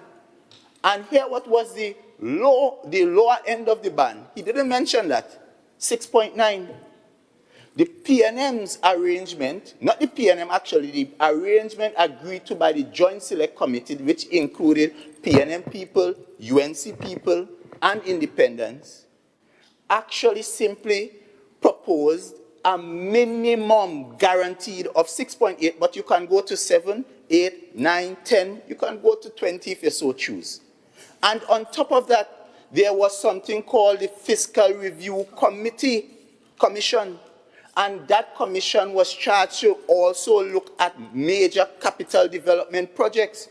So projects like the Scarborough development, if you want to build a marina, if you want to treat with highways and byways, construction of those large projects, those would be considered by the Fiscal Review Commission and financed outside of that guaranteed 6.8. So I want Tobagonians to understand that this chief secretary, and let me also clarify the PNM's position. The PNM walked out of that arrangement because it was a couple weeks, if you recall, before a THA election in 2013. And that bill that the UNC bill brought was disrespectful and in contradiction to the process that was started right in this very house, where there was a process of consultation with Tobagonians. Then bills came in this house, debated and transmitted to the then UNC cabinet, and it was Mr. Ashworth Jack who literally hijacked the process. And then the UNC came with a green paper, then a white paper, then a bill, didn't afford Tobagonians the opportunity to contribute, and then tried to ram something down our throat until we take that. And when we peruse the document, we recognize that there were areas in the 5th schedule which the UNC was actually taking away from Tobago's control and putting it in some concomitant committee. And therefore, the PNM took a position that we will not do anything in principle that undermines the autonomy of Tobago, because if you're granting Tobago autonomy, how could you undermine the very institution you are now seen to empower? And that was a principled position to protect this honorable institution we call the Tobago House of Assembly. But what did this current honorable chief secretary did? His refusal and rejection of those bills had absolutely nothing to do with protecting THA's autonomy. It was simply to protect his own political interests, because he knew an election was imminent, and had they supported those bills, it would have given the PNM a leg up in the elections. And therefore, all he was studying was not the Tobagonian I so described that is waiting to exhale and benefit from those billions that would have been available, from the ability to make our own laws, because he talked about the Boko Marine Park. And I surprised the member for Scarborough Mount Grace didn't take him up, because here it is, he's begging the parliament to do something which, if those bills were passed, we could have done right here for ourselves. And that is the point, Madam Presiding Officer. So the Chief Secretary was clearly misleading this House, clearly dishonest as he was with this whole issue of the export license. We welcome an export license for Tobago, and even if I choose not to clap here. Member, before you continue, please, again, no problem. On parliamentary language. Okay, which one? Dishonest. Okay, no problem. Okay. I stand guided, Madam Presiding Officer. Madam Presiding Officer, I really want to treat with this issue of the export license, because it is one thing to have an export license. It comes like you having a license to drive a car. But if you don't really, or if the car isn't available, then the benefit derived from having the license is lost. And therefore, it is the same thing with this export license, where the Studley Park Enterprise Quarry has been so mismanaged under this current administration, because they took a very qualified manager and placed the wrong jack in a square jack. So they placed the wrong peg in a square jack. Madam Presiding Officer, and therefore the Studley Park Quarry is now underproducing. So we had two challenges facing the government at the time. And what would do a responsible government do in that situation? We have a foreign currency challenge, and we also have a supply in demand challenge, a capacity to supply. You had, in that current environment, contractors who the quarry have an obligation to supply contractually, unable to produce in the capacity they need. And therefore, they were asking the then government at that time for the ability to import from St. Lucia and Nova Scotia aggregate, which would have meant it would have been further leakage of very scarce foreign exchange. So the government as a policy said, rather than you go and import, we will restrict at this time until this situation changes and keep all our aggregate localized to supply our demands both in Trinidad and Tobago until such time. And Madam Presiding Officer, if the government is to be blamed for trying to balance the need of the overall country with respect to and also ensuring that study park core, because whatever they were going to get outside is the same rates they were paying locally. What we must ask ourselves now is, because when you are exporting, who is the proponents lined up to benefit from being that third party to export those materials? That is what Tobagonians need to keep their eyes on, because we know with this administration, they have developed a habit of finding friends outside by passing Tobagonians and handing lucrative benefits to their friends.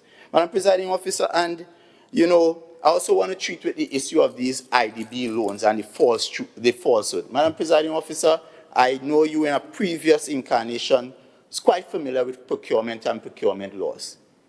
And the IDB is one of those institutions that is very strict with respect to procurement and how they finance projects. So if the IDB grants funding for any project, it is very difficult to simply take those funding and repurpose it for another project. And therefore, the Prime Minister must explain, bring the evidence. I'm calling on the Prime Minister to bring the evidence to demonstrate that the funding that came to Tobago for that Rise Land project was in fact repurposed, because she may have Madam, I am challenging the Prime Minister to bring the evidence to demonstrate that that funding, as she so described, was repurposed, because remember, again, the Secretary of Infrastructure would know from his own experience that when there were funding available for the Esplanade redevelopment project, where we were to put underground corridors and electrification underground and so forth, and the boardwalk, and do some redesigning down at the Coast Guard area there, he wanted to use that funding to fund his pie in the sky port project. And because it is such a difficult process to repurpose financing, Tobago end up losing out on the financing altogether. So I would really like to see the Prime Minister's evidence as to how the Ministry of Planning would have gotten those funds to be repurposed and redirected. Madam Presiding Officer, and as I close, I want to sound a warning to Tobagonians and to Trinidad and Tobago. Member, you have 5 minutes. Thank you, Madam Presiding Officer. I'm wrapping up. And this alarm I want to sound because I am genuinely concerned and in some ways afraid, because I was in the gridlock on Friday in Trinidad, Madam Presiding Officer, and I witnessed the pandemonium, the panic. As a matter of fact, it was actually raining, and at times you were getting loud songs of thunder. And every time the thunder rolled, I genuinely felt that it could be that moment because of the different things that were in the space happening at that time. And I want to caution this current government, not as a politician now, but as a concerned citizen, that to be very careful with what you facilitate and encourage, because this is no longer about diplomatic gamesmanship, but this is about the lives of not just citizens in Trinidad, but the lives of citizens in Tobago. You could imagine, Madam Presiding Member relevance.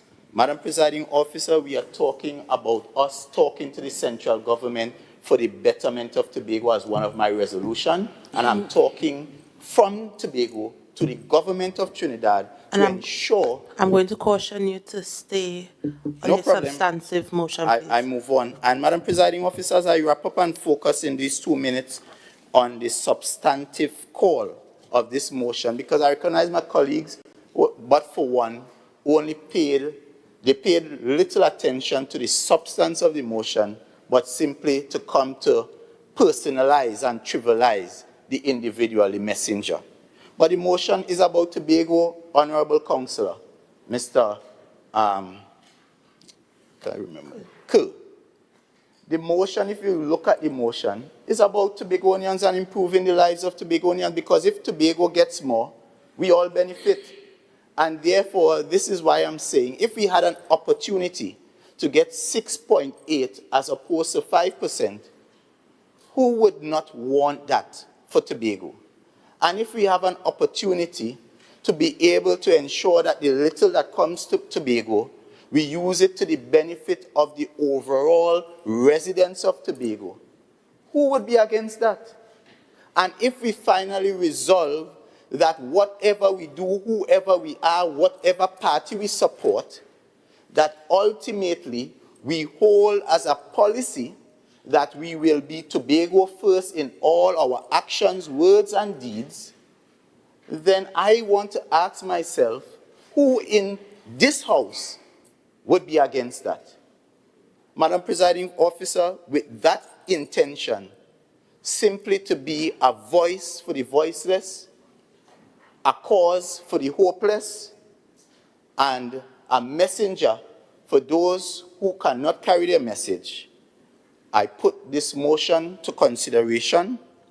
I ask the Tobagonians to understand, yes, the PNM we have heard, but you have a new breed of people seeing that they want to move to Tobago and choose the PNM as a vehicle. And I ask you, as we go forward, to consider this new PNM with a brand new vision to take Tobago forward. I thank you.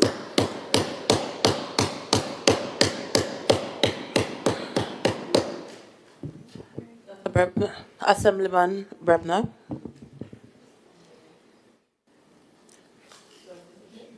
Thank you, Madam Presiding Officer.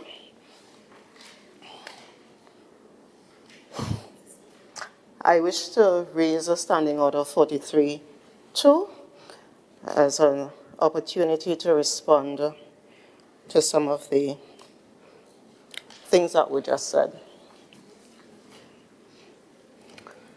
Madam Presiding Officer, I've been sitting for the morning into the afternoon listening to what was just said. And as the minority leader leaves us, which is usually his model whenever I get to my feet, I want to probably start by telling a story about the experiences we had in 2021. And I want to start also by probably where the minority leader ended.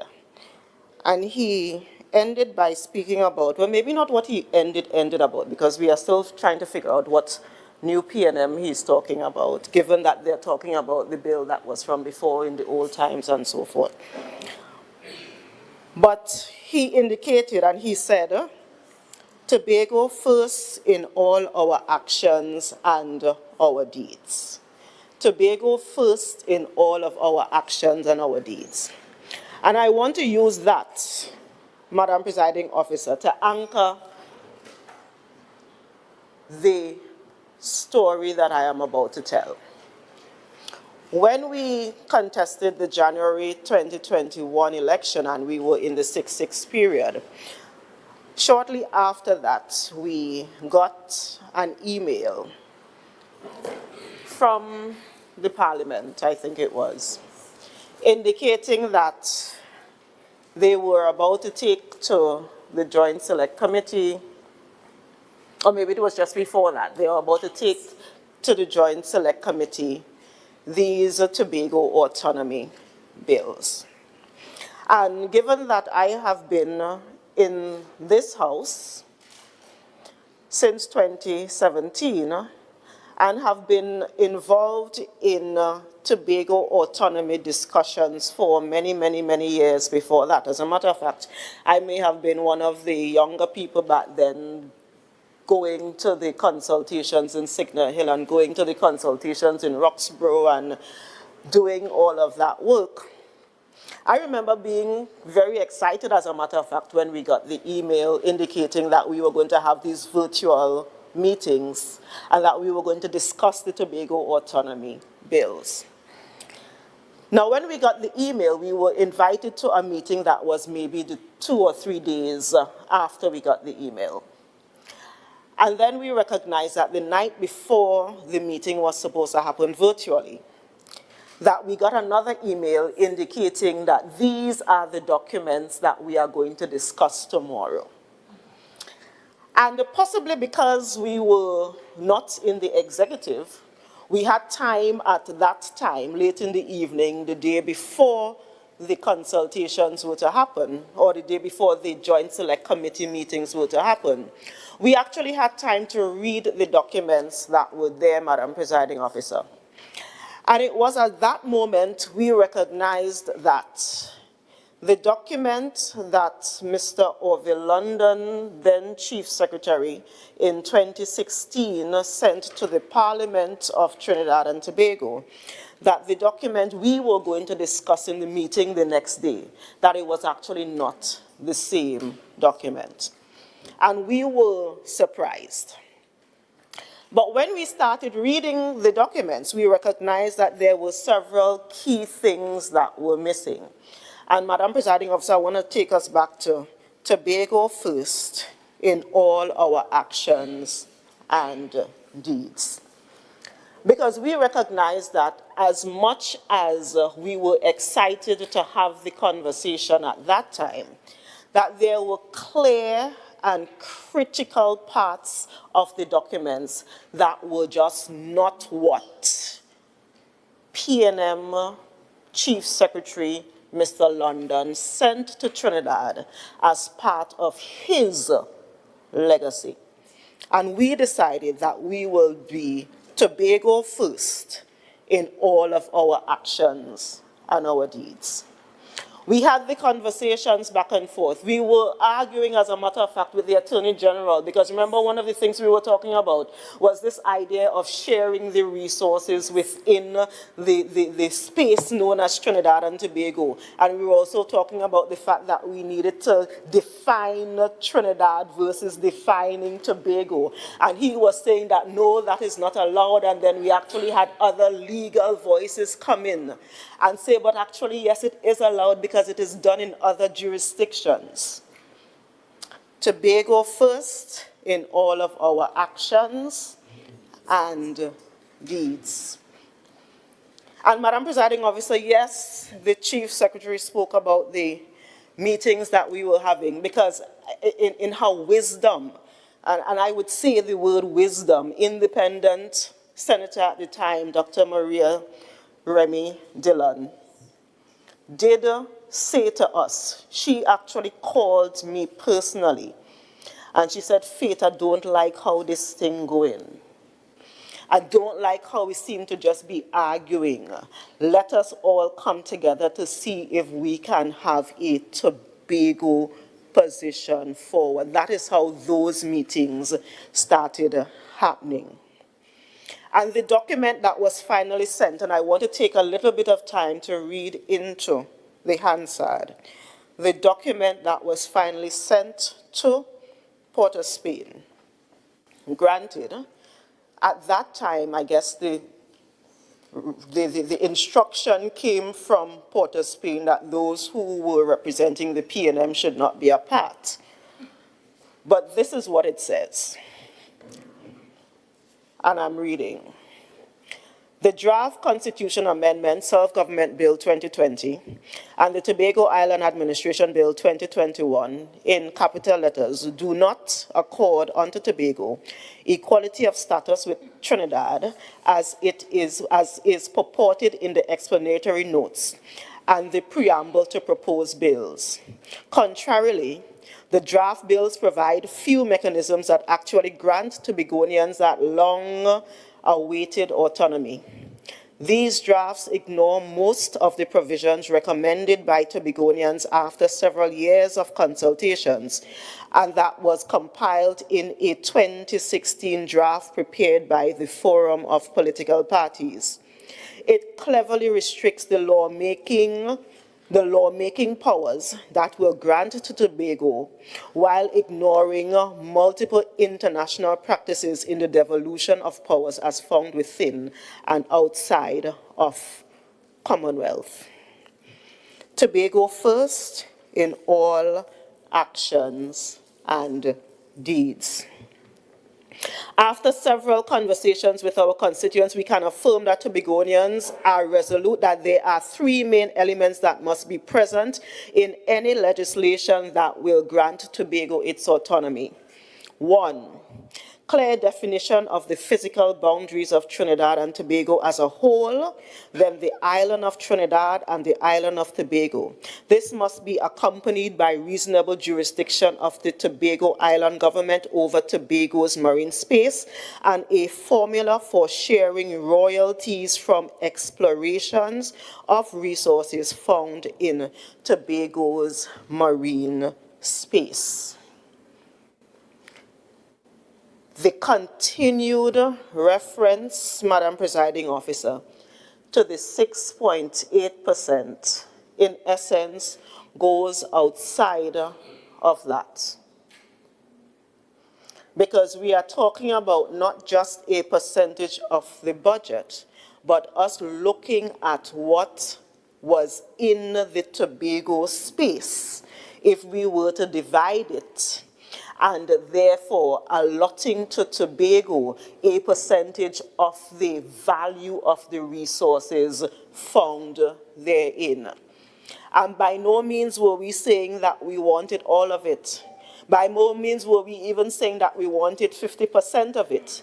We just needed to work together on deciding on what that figure would be so that we could use a formula that makes sense, Madam Presiding Officer. May I also say, because I don't plan to speak for very long, that one of the things that was highlighted by the member, and I think this may be why I decided to speak, because I'm kind of hungry and want to go home, that there was a reference to a fiscal review committee in the bills, the proposed bills. And when you look at the composition of the Fiscal Review Committee, we initially brushed it off, Madam Presiding Officer, because we initially thought that it would have been very similar to the Dispute Resolution Commission that former Mr. Hochoy Charles and they used way back when to get us to the 4.03 to 6.9. But then we realized that when you look at the document carefully and you read carefully, it said, and I want to pull it up so that I'm not misquoting anything. It basically said that the committee would be chaired by the Minister of Finance, that the vice chair, in essence, would have been the Secretary of Finance, so those are two people, that there would be one member, one additional member from the Tobago House of Assembly, and there would be two additional members from the government. So if you look at that, Madam Presiding Officer, the Fiscal Review Committee that was recommended and that they are saying would be used to determine how we get monies for Tobago. One of the things it basically said that it would have been a top-heavy government committee. And in our minds, having experience in particular the then finance for secretary, the then Minister for Finance, Mr. Imbert, I am not sure that any of us was really comfortable with the idea of having a 3 to 2 member committee where it was quite clear that in any given day we will be outnumbered with voting. Tobago first in all of our actions and deeds. So we indicated back then in this document that these were things needed to be fixed. Tobago must have legislative authority over the items listed in the 5th schedule of the current Act 40 of 1996, in addition to inclusion of some other pertinent areas. When we looked back at the list where we were supposed to have legislative responsibilities, we actually realized that instead of just rewriting the THA 5th schedule list, so we're sure and we know it's everything we was doing before, they then broke it up in a kind of way that just did not make sense, where some of the areas we thought we should have had legislative, and by the way, legislative means we can make laws for. Administrative means we simply do what we are doing now, which is just implement. So we are talking about being able to make laws for them. And let me come back to present day. When we had the conversation, I recently had a conversation, for example, with the now Minister, the Attorney General. And one of the things we spoke about was a simple fact that for so many of the things that I want to do as it relates to public health, the way the law is written now and the way the Tobago House of Assembly Act is written now, I still cannot make those changes legislatively for Tobago, even though the municipalities in Trinidad, the Port of Spain and the San Fernando and the borough councils, they can make those laws for those areas. So we were saying we needed to have legislative rights over the things that affect us, the things that we work on all the time. We currently do not. Tobago first in all of our actions and deeds. This was a 15-page document. I shall not bore us with every single detail of this 15-page document, but this was never just about money. This was never just about a 6.8 or a 6.9. This was about Tobago being able to determine for itself how we develop. And what was discussed and what was placed before us in 2021 did not allow us to be Tobago first in all of our actions and our deeds. So lo and behold, Madam Presiding Officer, and I'm wrapping up, lo and behold, when just before the last general election, we heard from the former Prime Minister that all that he was willing to do was put back exactly what we were talking about in 2021 before the Parliament for a vote. We said to ourselves, this can't be it. Madam Presiding Officer, we said to ourselves, this cannot be it, because we were putting Tobago first in all of our actions and deeds. And we really thought that maybe we had a little bit of time to say, let me send back the let me send back this letter. Let me send back this letter so that they could look at it again, so that they could put in the little pieces, because the things that needed to be changed could have been edited in before taking it back to the floor of the Parliament. It could have. But it was quite clear then that the Prime Minister then did not see Tobago first in all of his actions and deeds. And it is quite clear now, Madam Presiding Officer, that the members opposite, if they are honest with themselves and if they are honest with their constituents, and if they are honest even with their party, they would recognize that the document that was before the Parliament for the vote, just before the general election, would not be Tobago first in all of our actions and deeds. And I will ask the members of the electoral district known as Darrell Spring Wim to really think about whether the member that currently represents them and who have been telling us that even though, and I want to give one specific example. I want to give one specific example.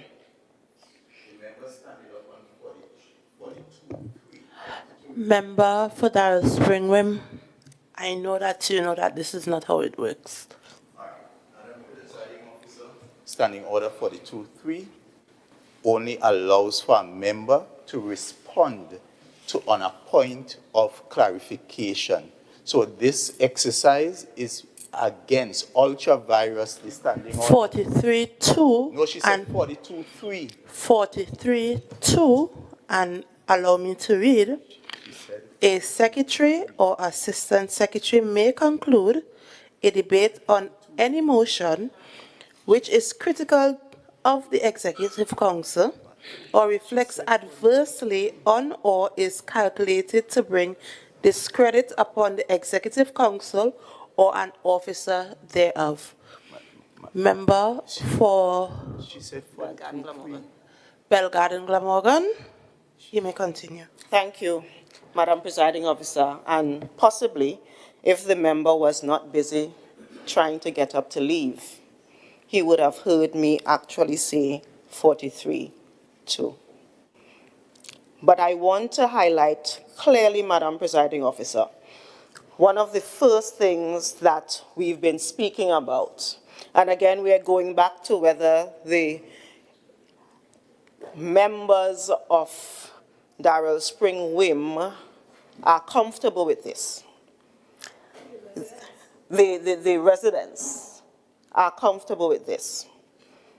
The document said, the bills said, in its preamble, that we were looking at the equality of status between the people of the island of Trinidad and the people of the island of Tobago, enabling them to access a fair share of the resources and opportunities available to all the people of the nation of Trinidad and Tobago. What was sent to Trinidad by the then Chief Secretary, Mr. Orville London, said equality of status between the island of Trinidad and the island of Tobago. That is a huge difference. Equality of status among people is what we already have, Madam Presiding Officer. We are all equal in the eyes of the law. The people of Tobago, when we were going through those consultations as it relates to autonomy, never argued about whether the people of Tobago had equal status. We wanted equal status between the island of Trinidad and the island of Tobago. And it was only while we were reading in the dead of that night before the next day, we recognized that they slipped in the word the people. They slipped in the people.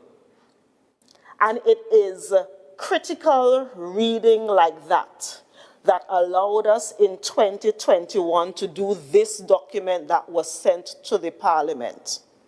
And it was continued slip of the hands that it seems they were trying to do, hoping that we probably would not have picked up something as simple as that. Why we said to them at those joint select meetings, we cannot agree with that. And it is why we said we cannot agree with it just before the election, the general election. So, Madam Presiding Officer, the member opposite claims to be Tobago first in all of his actions and deeds. And I would like him to say to the people of Darrell Springwim and to the people of Tobago, is that really true? Do you agree with us removing such critical components that the people said they wanted, that your P&M Chief Secretary said was a part of all of the consultations that they went about to do it?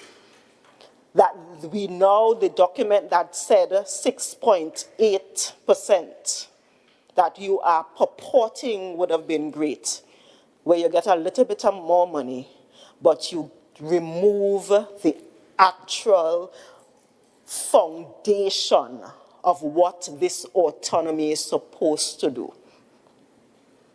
Does the member still think, Madam Presiding Officer, Tobago first in all actions and deeds? And that is why those of us on this side, Madam Presiding Officer, will stand proudly, because we have truly been in defense of Tobago, and we will continue to truly be in defense of Tobago, and we will and we have and we will continue to stand, because Tobago first in all of our actions and deeds is accurate on this side. I thank you, Madam Presiding Officer.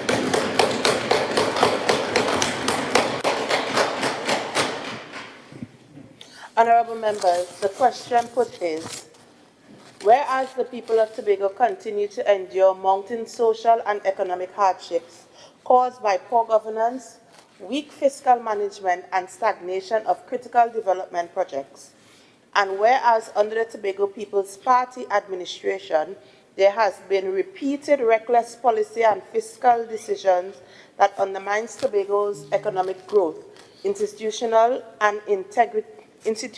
integrity and public trust. And whereas one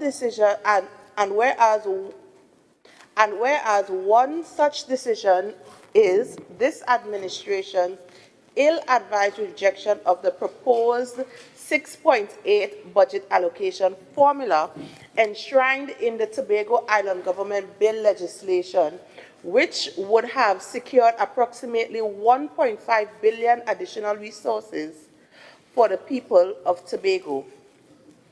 And whereas this rejection has denied Tobago the opportunity to stimulate economic, social, and infrastructural development, be it resolved that this House calls on the Executive Council to, 1, acknowledge publicly that the rejection of the 6.8 allocation formula has been detrimental to Tobago's economic and social well-being.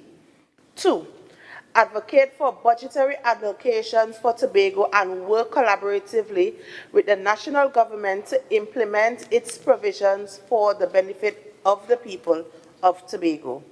And 3, acknowledge that the people of Tobago, particularly to the workers, contractors, service providers, and small business owners, have suffered as a result of this administration's failed policies, fiscal recklessness, and poor governance.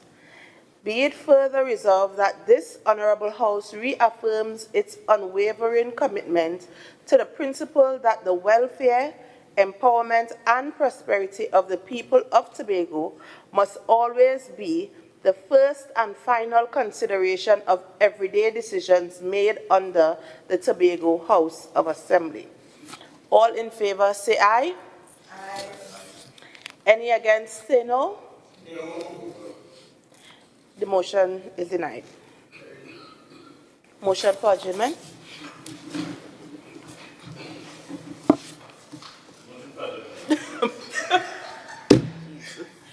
Madam Presiding Officer, I beg to move that this House now stands adjourned for date to be fixed.